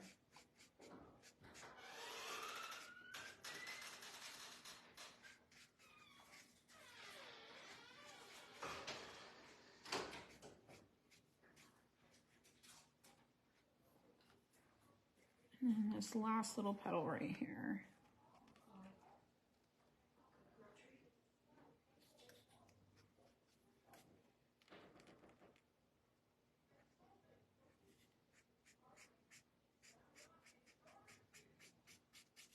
I probably won't finish this, but I do want to just show you like a couple different things.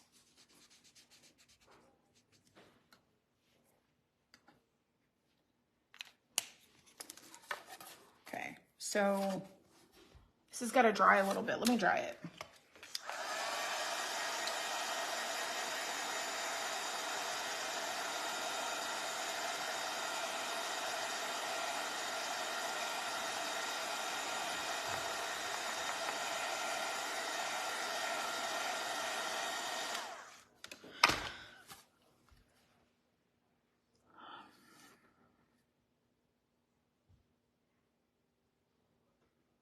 So here's our line that goes like right down the middle.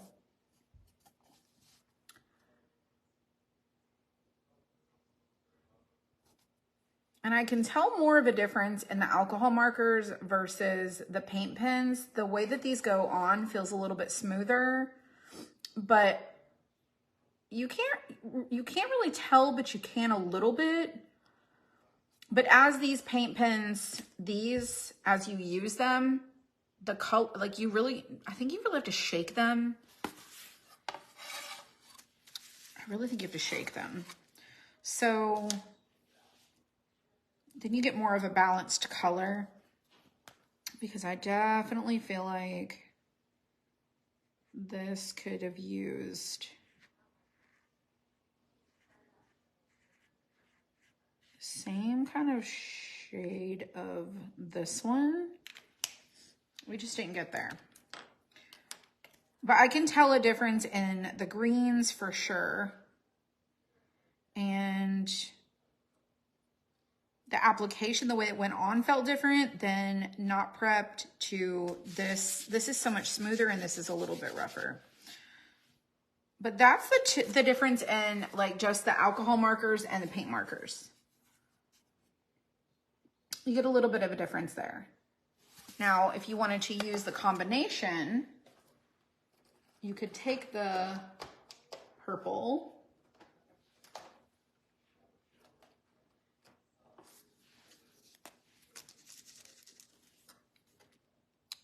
and you can go through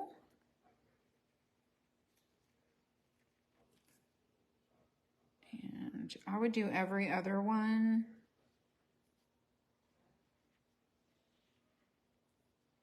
With this one.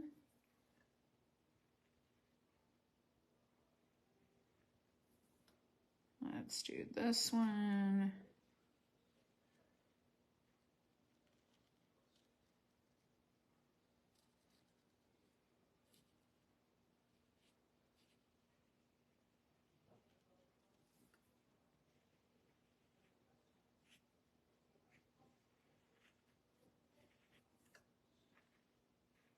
it will dry a little bit lighter.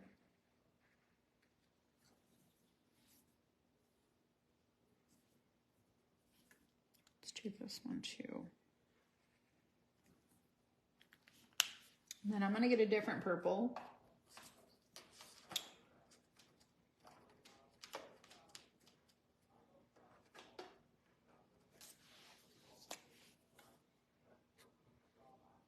That's really the same kind of color. I don't know. That's it's a little odd. Let's do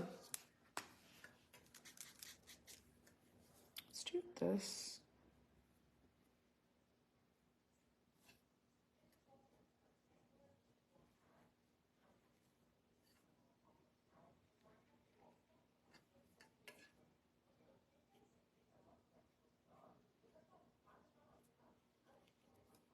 Got some pizzazz.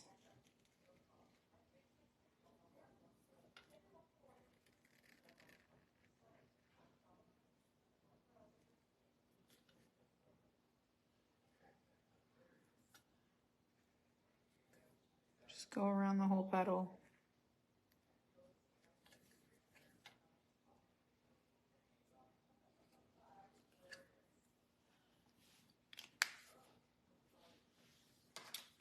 Something different.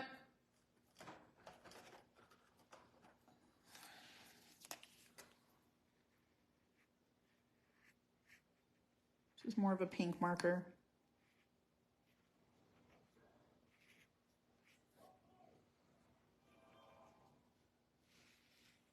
Just go over them.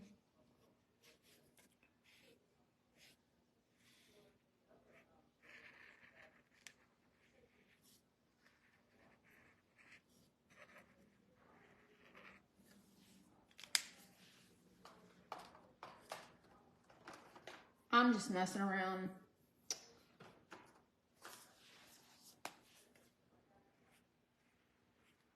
It's a richer shade of purple.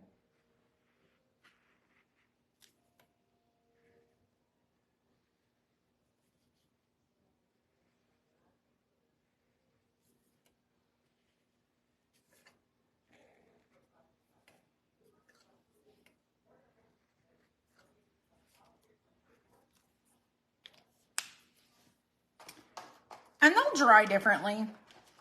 And then you can take a super duper duper like lighter color and just kind of go over these in the middles.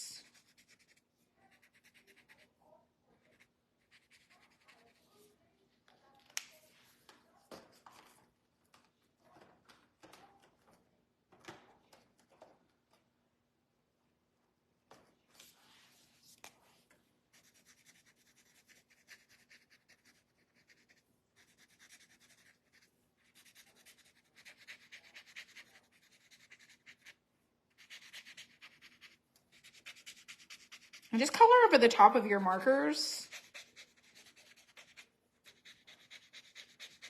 These colors do blend.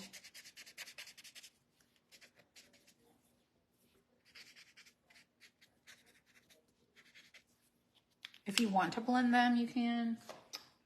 Let's see. Let's put this back in here. Let's do this lighter color.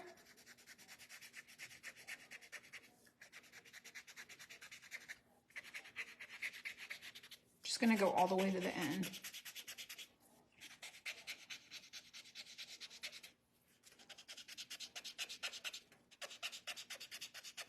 I got in the green. And just color you a flower. I'm gonna dry it. Obviously, I've made a separation to show you like how you can combine the two.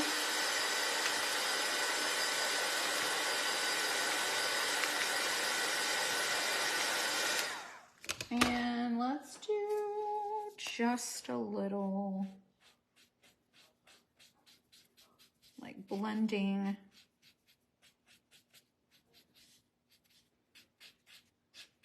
Just like lighter color.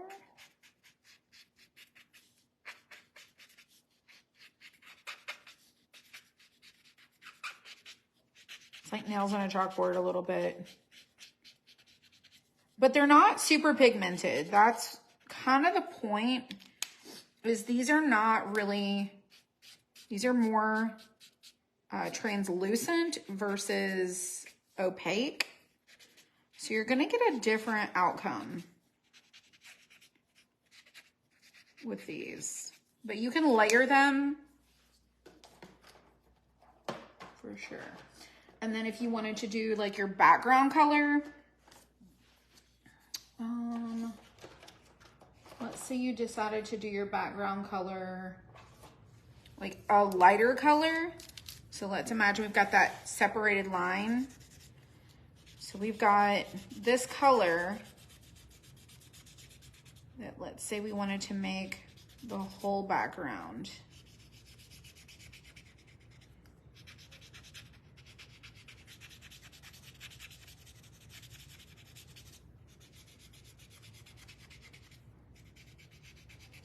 And then we kind of come over here.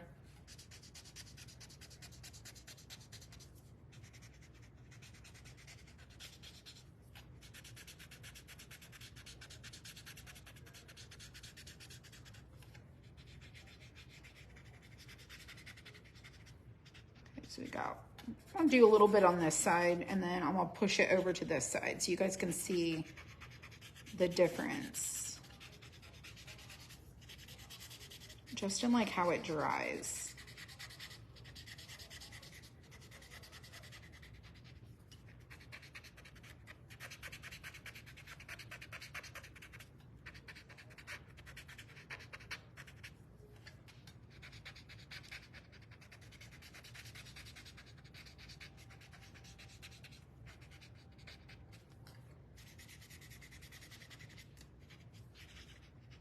So one side was that one line, and then you have the other side.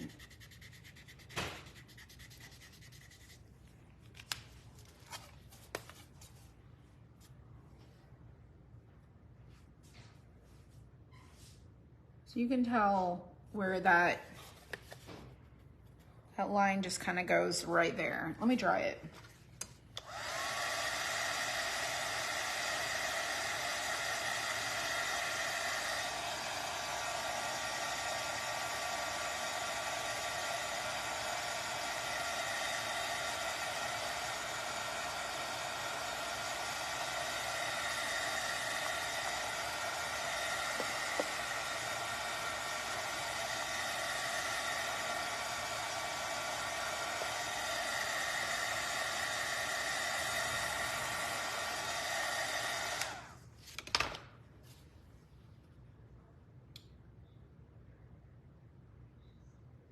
So you can see like this one, they're just completely different outcomes.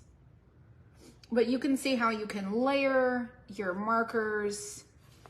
And this works pretty decent, whether you prep it or not. I think this side, like this side just feels, the feeling of it and how the application goes on is very different. That's still wet.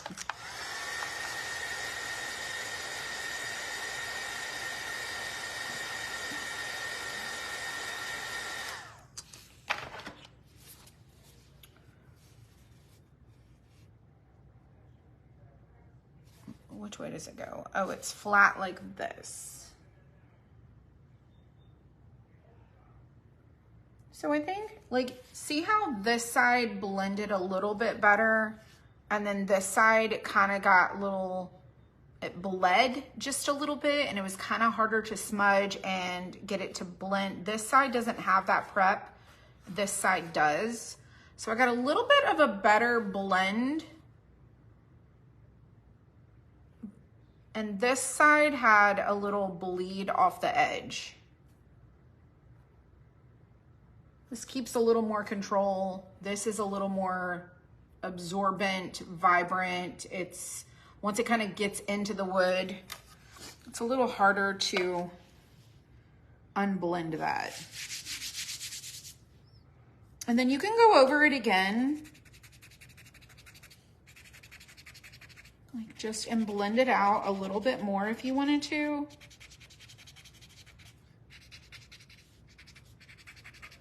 So it's just like anything else that we paint.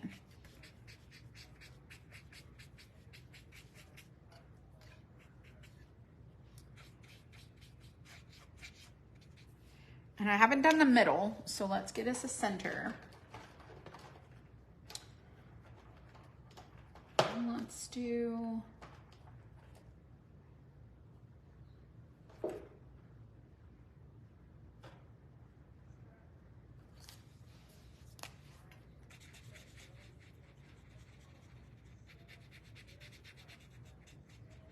So this is the alcohol.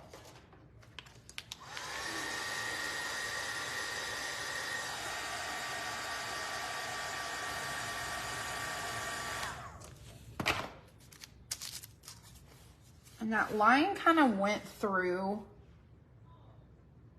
the middle. I don't know if you can see, there's like a separation of one side of the yellow versus the other side. So you can see that it goes right through to the bottom. Because I can see a difference here. I can see a little bit of a difference just right through here. So whether you do or don't, there's no real wrong answer. You don't have to do it if you don't want to do it. You get to ultimately decide like what you want your outcome to be and your application. Let's see. And then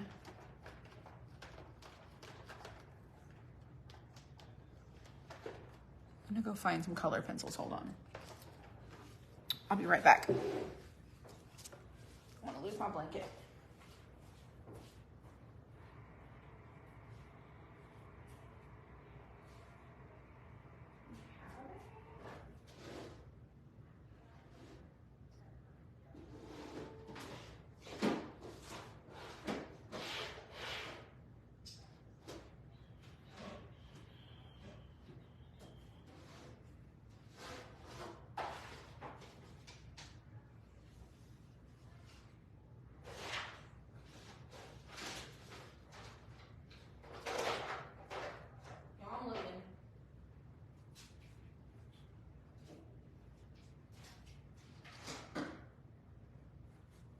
Okay, I don't have any color pencils, but I'm gonna get some color pencils from work. I might have some in the bedroom, but I'm not gonna go find them. But I have a girl's crayons. So we've got a crayon, and I got a Crayola marker. So I can show you guys. So I'm gonna do this side so you can see, and then I'm gonna do this side so you can see that you can color with a crayon as well.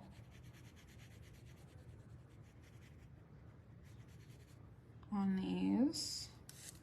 And I know this is supposed to be green.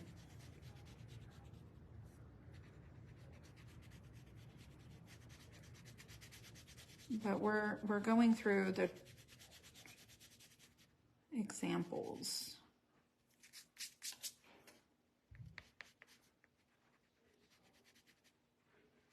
And then I can add a little pressure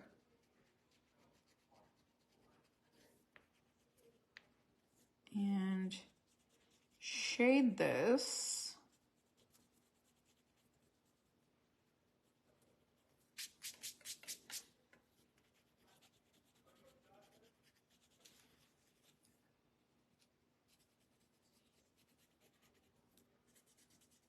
I definitely need to work on my coloring.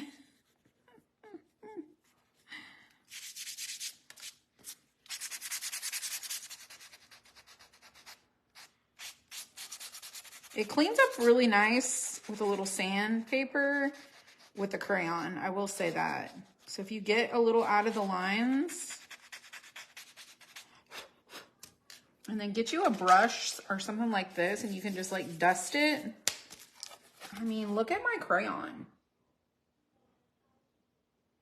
I mean, that's not bad. So that's the primed prepped surface area. And this is not. So let's do this right here.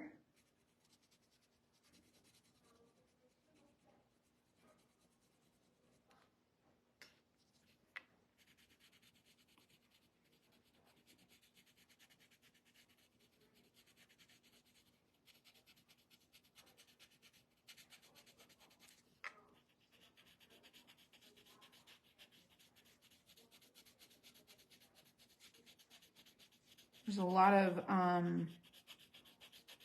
particles.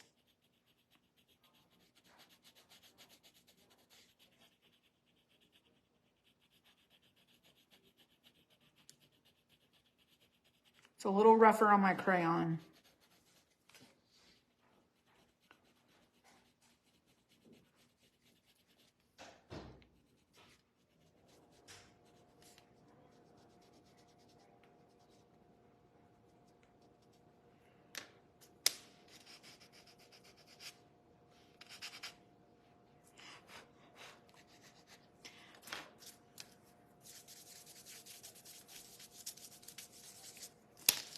And then you can kind of see that side.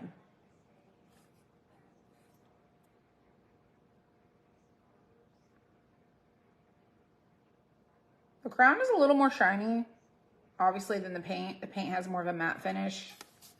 So the crayon, those are the two different sides of that division.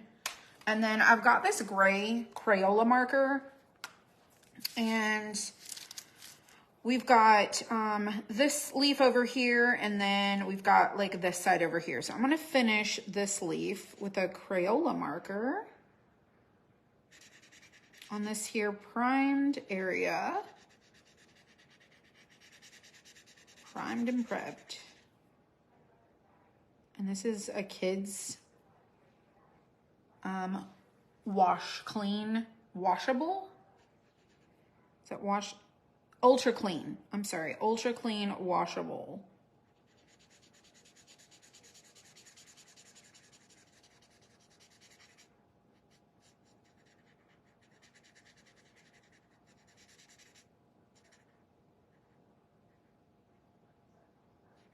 Okay, so that side there, and then over here,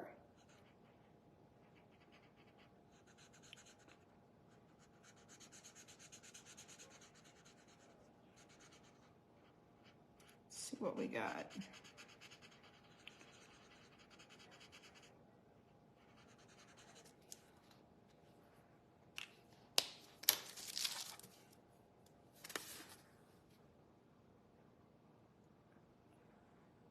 So this side is not got any of that stuff on it, and this side does. So you can see the division up here and the two sides. So you can kind of see this is the washable marker.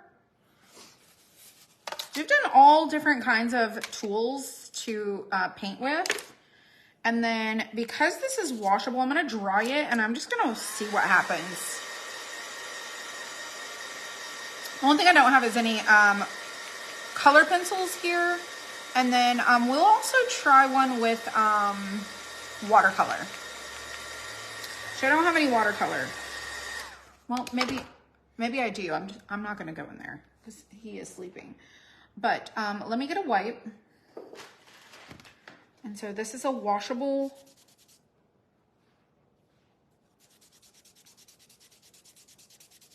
clearly it wipes. So does this.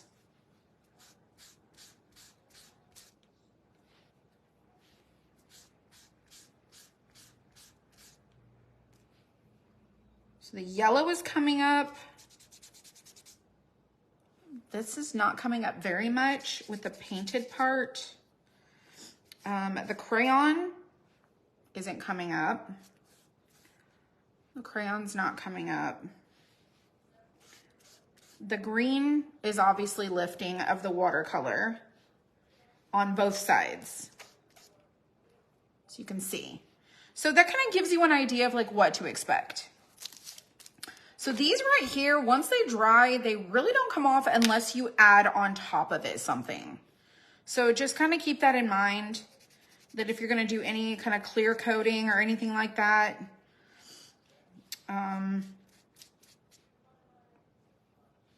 do your prep work of like whatever you need to do for that. I was trying to find a good spot to like show you.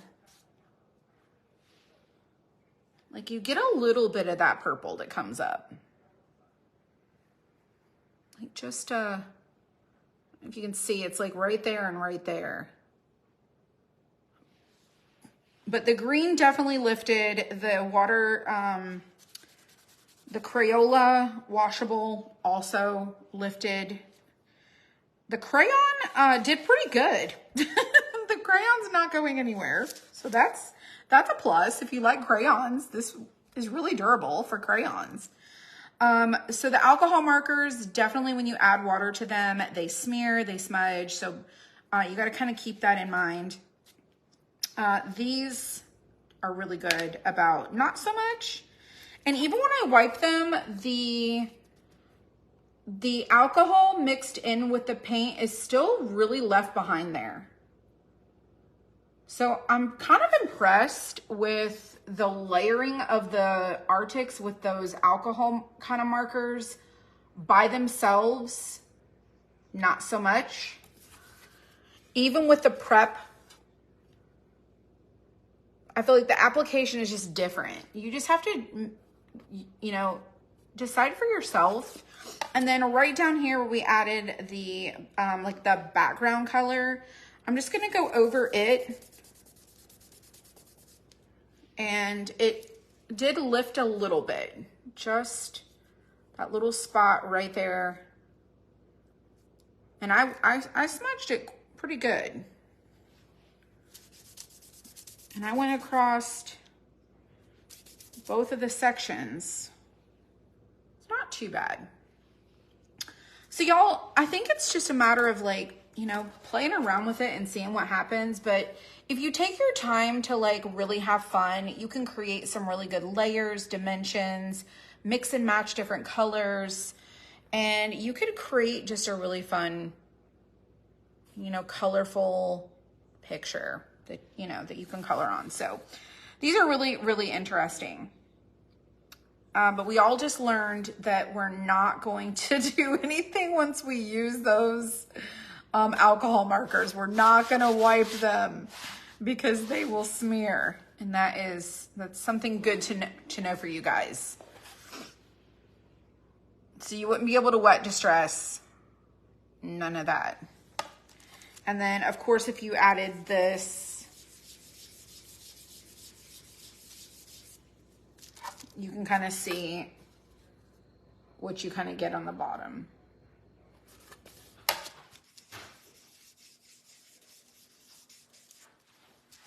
There you go. We're practicing, we're testing. Oh, the one I painted is on the shelf in there. That is so beautiful. Isn't it cute? Oh, it's so beautiful. Yes. I think we should cut another one of these since I practiced on this one, and like you can paint one. That would be fun. That one is super pretty. Yes, I would love to do one. This I got on Amazon, and it just Velcros, the little things on it. I don't know what I did with the brushes that I got. What do I do with those? Oh, those are sanding. I'll have to find all the other stuff that I have, but anyways. Well, hopefully you had a good time. Free paint lesson, right? Well, I mean, we're just testing out stuff and figuring out like what does what. And I just stuffed all those markers back in there and they don't even go. Like I have no idea where they go. They are in the box. And then I used crayon. What? See, I used a crayon right here. So this is the Crayola washable marker. Those might be kind of good for like, I don't know. The crayons, I'm actually surprised. They don't wipe either. Really? Mm-hmm. This is the Arctics marker with these layered on top of it. Mm-hmm. This is just the alcohol markers. That flower is like really pretty. I just kept layering different shades and outlining it. And then I just took the lightest color, like this one. Mm-hmm. And I just, see, you just blend it. Yeah, that looks really pretty. You can kind of smudge out and blend them. So if you keep working it, you can really get a smoky look. Yeah. It's kind of cool.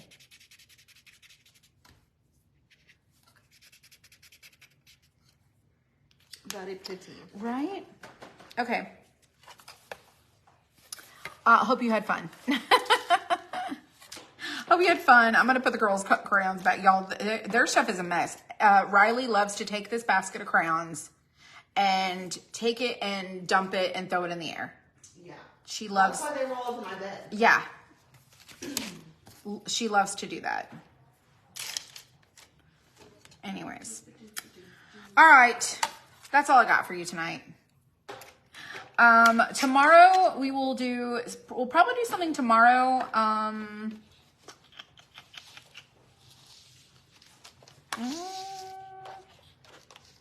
We'll probably do something patriotic tomorrow. And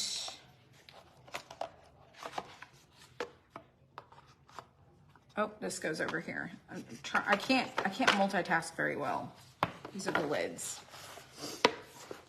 Thank you. Thank you. Thank you. Thank you. I hope you guys had a good time. I know it was a lot of like watching, testing, trying. Can we paint a flag? Paint a flag. I'm sure we can. I'm sure we can. Okay. This was a great like practice. Yeah, that one up there is super pretty. Yeah, I like it. I use just these. Well, and paint. But, very pretty. oh, I put the link to the coloring boards in the description. And I have a few more to cut for like upcoming seasons. But y'all have a great night. Thank you. Thank you, thank you, thank you. Y'all be blessed. Have any ocean waves, seagulls, or seashells? Brenda Herbs, there are some I haven't cut yet. So I just did several of each style to initially like create a collection of these of a variety, but I have more that haven't been cut yet. And so there are some different ones coming. Flag puzzle? I haven't done a flag puzzle. I'll have to work on that tomorrow and I'll see what I can come up with. I haven't done that yet. We have 2 spindle flags. I'll come up with something.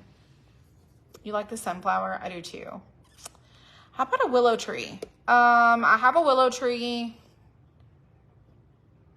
not by itself, but I have a scene. I'll just have to show you guys, like if there's something specific you're hoping for, not expecting you to purchase it, but if you're something you're hoping for, like a style or a design or an idea or a concept, you can always email me your ideas. You can always email me your ideas, because when you say something like a willow tree, I mean, there's a number of ways that you could do a willow tree. When you say like a family tree, there's a number of perceptions of like those things. So would love if you would do a small Christmas ornament coloring. So the way that I typically do things here is that I work on stuff based on the season. So I'm getting ready to start doing all of the Christmas and all of the fall, because we're gonna have Christmas in July. I typically don't do any of those seasons in January, February, March, or April. May, I start working on Christmas in July, but like those things won't release right away. You want a willow tree to go with the salt box. Oh, you mean like a willow tree? I'm sure we could do that. One with pods, just playing. I mean, I've thought about it. Yeah. No, it's been an interesting weekend. That's all I can say. It's been an interesting last few days. In the internet world. And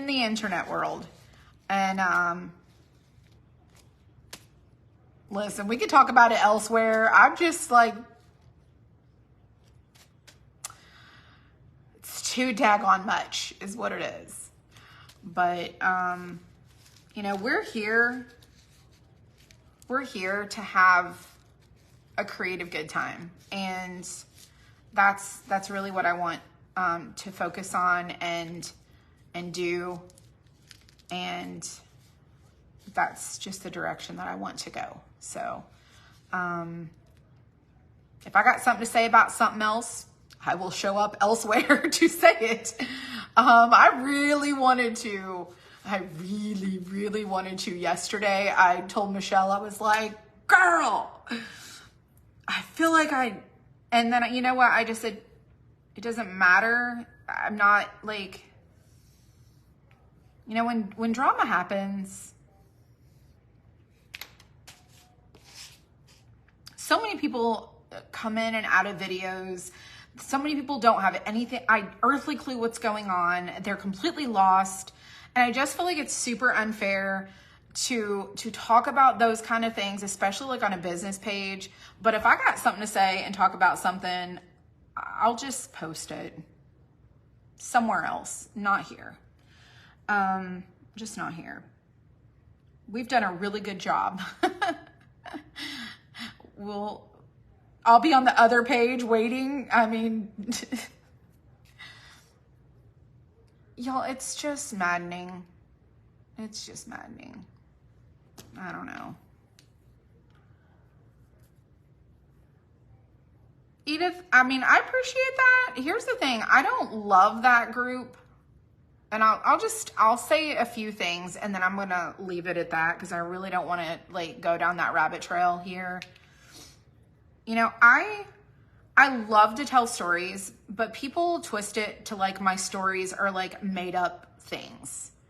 And I tell stories because I'm a very visual person and I think in stories. I think in descriptions and lots of details. And so when I am like, let me tell you what happened this weekend, it's like 20 minutes. It's 20 minutes of a story that I'm telling you with all of the details. Like all of the details. And so I'm really chatty. And so when I started this group, I wanted it really to be a place to like have real life conversations.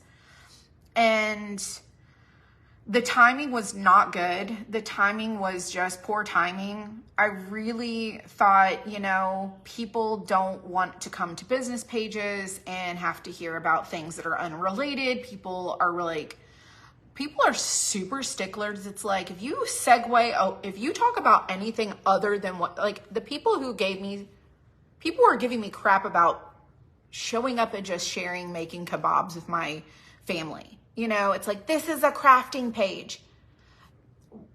I can go live and share something with people just because, you know, there's no rules to life, okay? But people got all kinds of opinions and they want to put you in a box.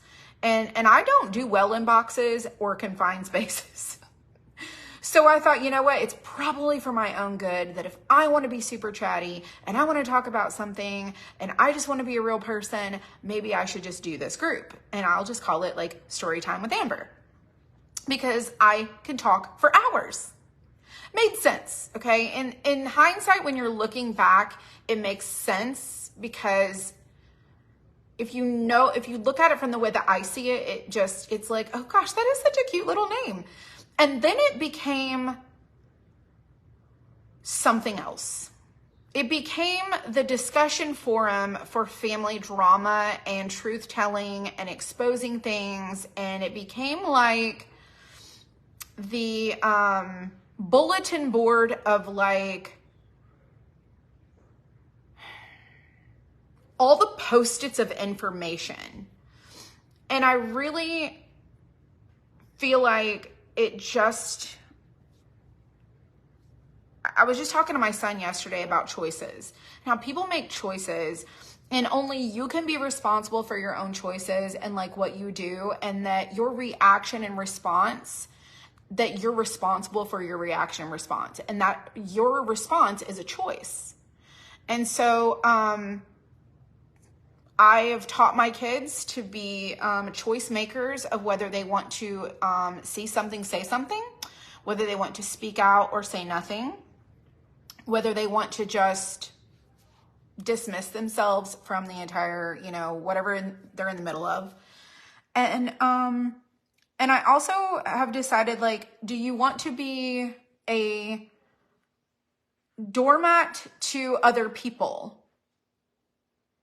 And then you have to look at it from a whole different perspective of like, what is best for you, yourself, or myself, or anyone's self, of what you feel is the best for you. And it doesn't matter if your choice offends others. People are so bothered that I take the bait, or that I respond, or people don't know me, obviously. They clearly don't know my personality to know that if there's so much I haven't said. And people who are really, really close to me that have known me pretty much my whole life, they're just in shock that I haven't dumped it all. Because what I really want to do is upload every bit of it to a Google Drive and be like, here, y'all just have your own exploration of information, so you can see what really has happened. Because for me, it's like, I'm not trying to tell a story because I want people to, I'm not a person who wants sides or popularity. Let's just look at this example, okay? So 2 years ago, I could go live in Dollar Tree Craft and have thousands of people here. All the watchers and the lookers, okay? They're all watching, they're all entertained, they're all super excited, and they never make a single thing. Some of them do. Let's just say 1% of those people. And then I started making and selling something. And I put a dollar number on that. And people were like, hold up, you're charging? I'm out. And so we're charging for our products. I stopped doing all these things. And so the numbers of people who watch have shrank drastically. And I don't care. Okay. I'm not going to change my content or my presentation because I want the validation of viewership and watchers. I am focusing and narrowing down what I am giving to people, and I'm packaging it away for the perfect people that I want to get my message to.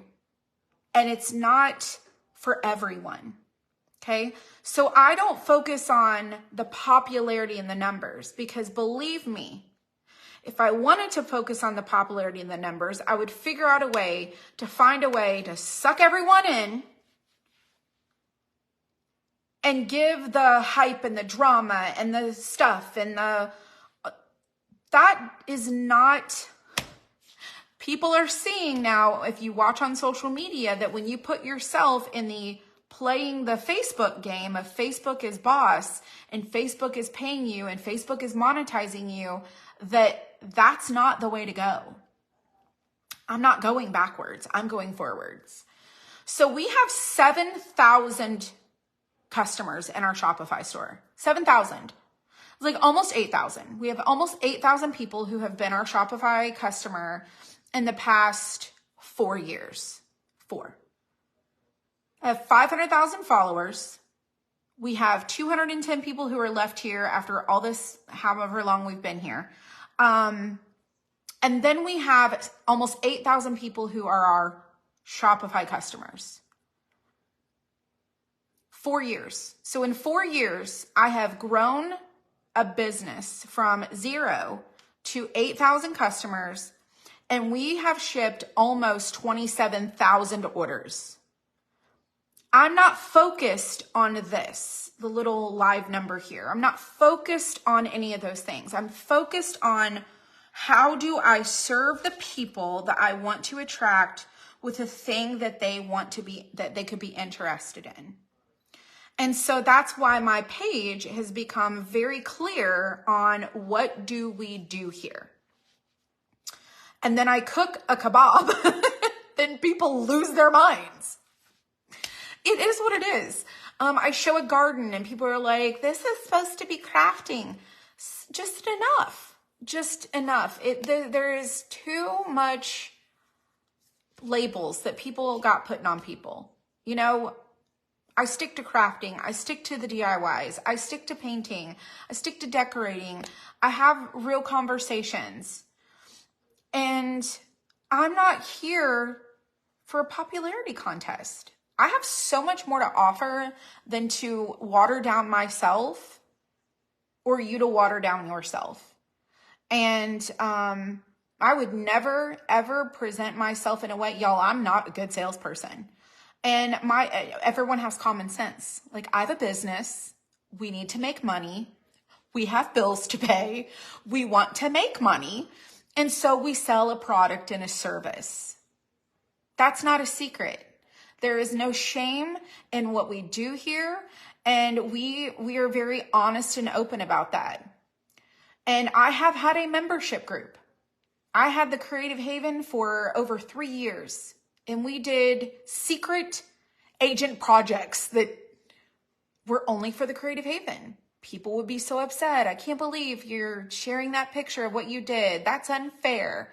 Listen, I have a Netflix account. If you don't have Netflix, I'm really sorry, but Netflix only has things that Netflix has. And because you don't pay, you don't get access. That's your choice. And so that's part of being a subscriber to Netflix or Hulu or whatever it is. Like, you have to buy it to watch it. That's not uncommon. But one of the things that I feel like I just cannot do is be a slimy person. I can't be a slimy person, and like I'm not trying to make easy money. I feel like what we do, it takes a whole group of people to make happen. And you know, I don't typically cut the wood cutouts for our inventory. Dylan does all of that. We all come together and help each other. Like, when all the machines are done at the same time, we're all there at the machines working as a team to get them offloaded so the next round can cut. Like, but then there's sometimes where I'm busy and Dylan has to do all of the machines by himself. Like, there's a direction I'm going versus this other direction over here. So, you know, I love to tell the stories and I love to have the conversations, and I really enjoy being a real person with people. But sometimes the conversations about real life, people are just not ready for, because people are they're too uptight. They put themselves in a box. If I talk about anything whatsoever, that's real, that people can connect with, then, you know, I have just committed some cardinal sin. And so I've really tried to focus on, you know, the little conversations. And I'm sure many of you guys have noticed, like, I have tried to put a mega filter on the conversations that we have, because I don't want this to be drama. I don't want it to be that way. I really, truly do not want it to be that way. And I've had to grow as a person in just the self-control and the, you know, like, just not, you know, I'm a do-writer and I'm a justice seeker. And I don't want someone to watch the replays of these tutorials and have to listen to family drama. They shouldn't have to do that. I know people are curious. I know people are like, what's going on? I know that there's still stuff going on in other places, and it's not that I'm oblivious. I'm fully aware, 100% aware. I just choose not to make it part of this conversation. When I have conversations or I have something to say, I'll do exactly what I did this weekend. I will spend 2 hours editing a video. Darn right. I will upload that video. I will post a link to that video, and I will use someone else's words to tell their own story. And that's exactly what I did. All I did was put text over their own words. That's it. Because I'm so like, all of the stuff is there, and this only story that I can tell is the response.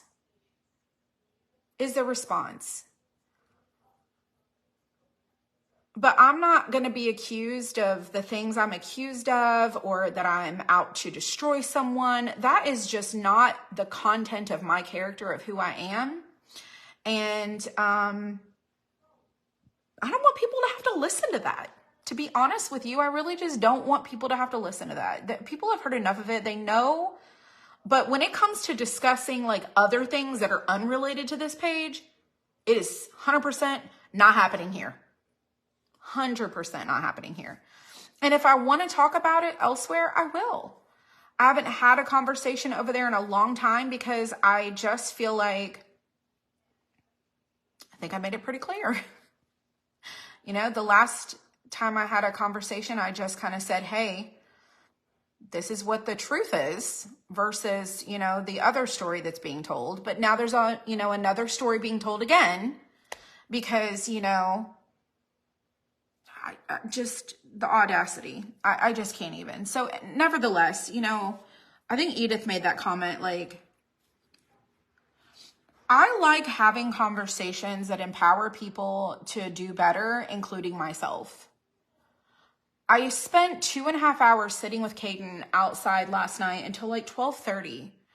And we were talking about like, he's 20 years old. And I was saying things like, you know, as you go through life, you're going to encounter situations where someone else is making a choice and you also have to make a choice. And sometimes their choices that are not good choices can provoke you to also make a not good choice.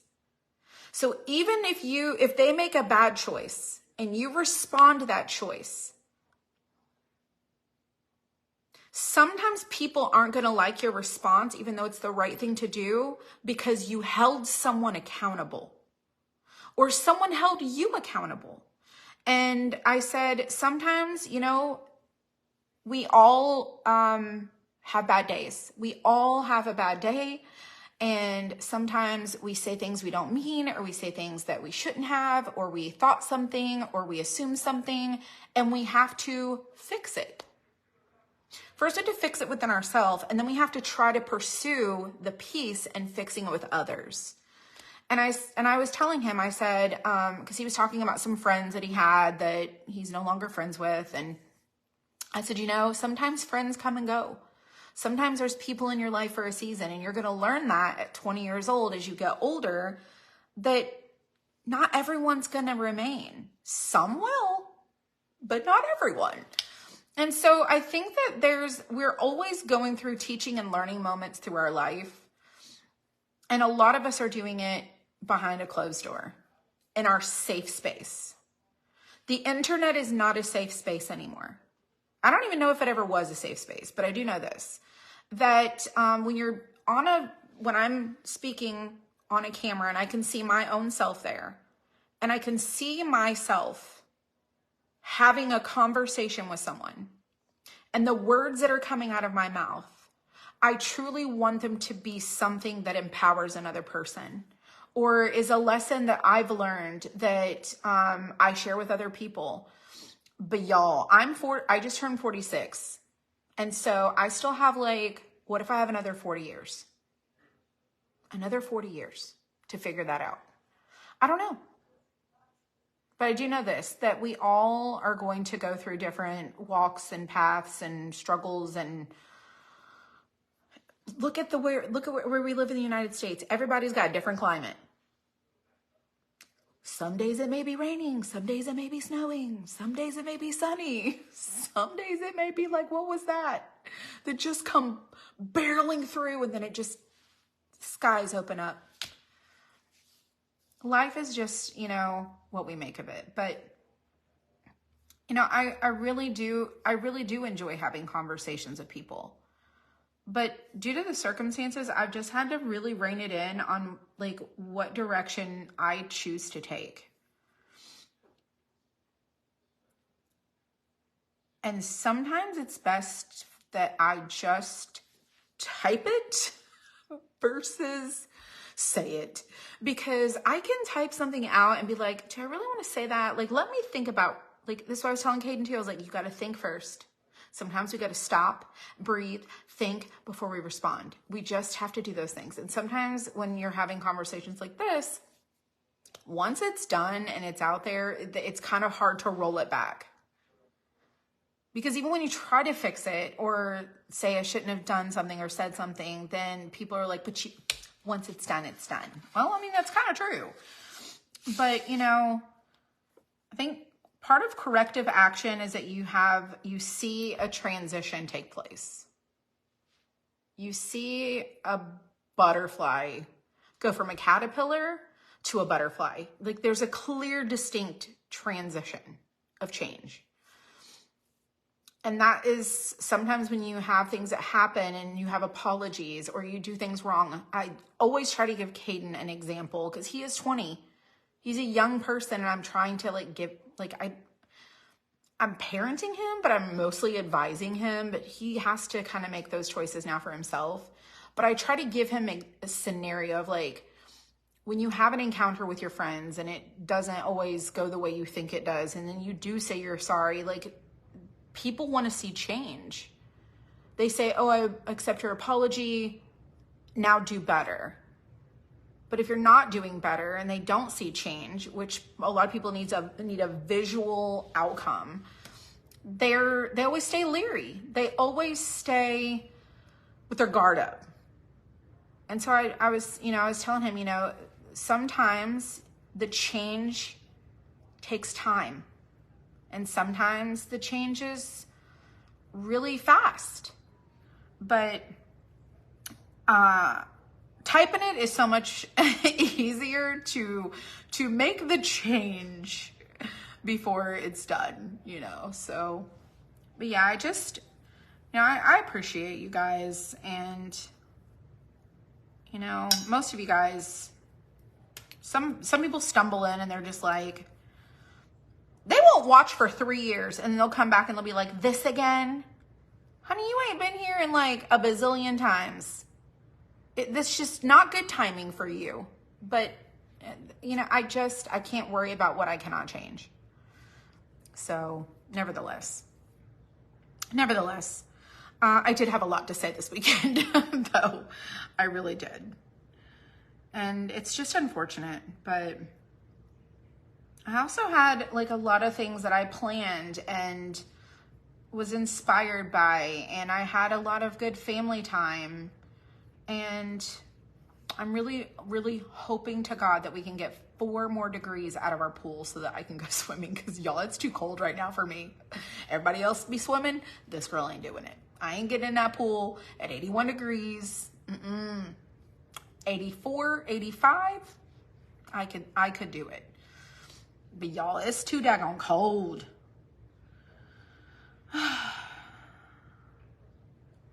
Where did I write it all? Oh, and I had a buggy. I did. And y'all, you know what's funny? She was so good. She was so fun. She was so sweet. And then we were all just sitting, we were watching Monsters, Inc. together. And we were just getting ready to cook dinner. We were watching Monsters, Inc. with the girls. And then Riley gets up. She comes into the kitchen. I don't even know what happened. And she just starts screaming. And so we're all trying to like figure out what's wrong. And she's like, my foot, my foot. And so everyone's looking at her foot. No one sees anything. I don't know what she did. But at that point there, for a good hour, she was just in a mood that no one could change. It was like day and night, day and night with her. And then she got to eat some ice cream, and she had peach cobbler, and she had her dinner. She used her broccoli to scoop up her ketchup, to eat her ketchup instead of her broccoli. That was really funny. So Michelle gave her a little bit of ketchup, and instead of eating like her broccoli and her chicken and her cheesy potatoes, she took her one piece of broccoli and kept scooping up her ketchup until it was gone. And then she was like, okay, I want ice cream. That's not dinner. That's not a meal. Life is just crazy. There's so many minutes in a day. There's so much stuff that happens. And dang, them girls. Was her foot asleep? No. I think she might have stubbed her toe and didn't know how to explain it. Because she was in the pantry. There's nothing in there. There's literally nothing in there. I don't know. She is really smart. She really is. But yeah. Anyways, I could ramble on and on and on and on. I'm sure I missed some comments, but anyways. Tomorrow we'll craft something. May not be a flag tomorrow. It might be another day this week. I really want to do my sign that I made, the big sign. I really want to paint that. Maybe I'll do that during the day. I know tomorrow morning I'm going to be here till at least probably lunchtime because the electrician is coming in the morning. So I'll be here for that, and then I'll be at work. I'll be getting to work late tomorrow, but we'll do something. Riley she is super adorable, and Sawyer is just, y'all, he's so cute. All right, I'm gonna let you guys go. Y'all have a great night. I know it's super late. It's already almost tomorrow. So y'all be blessed. Please go check out the coloring boards and all the new stuff in the shop. We will be having our spring clearance of remaining things. It's probably not gonna happen till Tuesday or Wednesday because I have to finish counting all the inventory. So spring will go on clearance, and then we'll be like into the summer and everyday stuff. We will be having Christmas in July. So keep that in mind. And then y'all, fall craft, it's like where does the time go?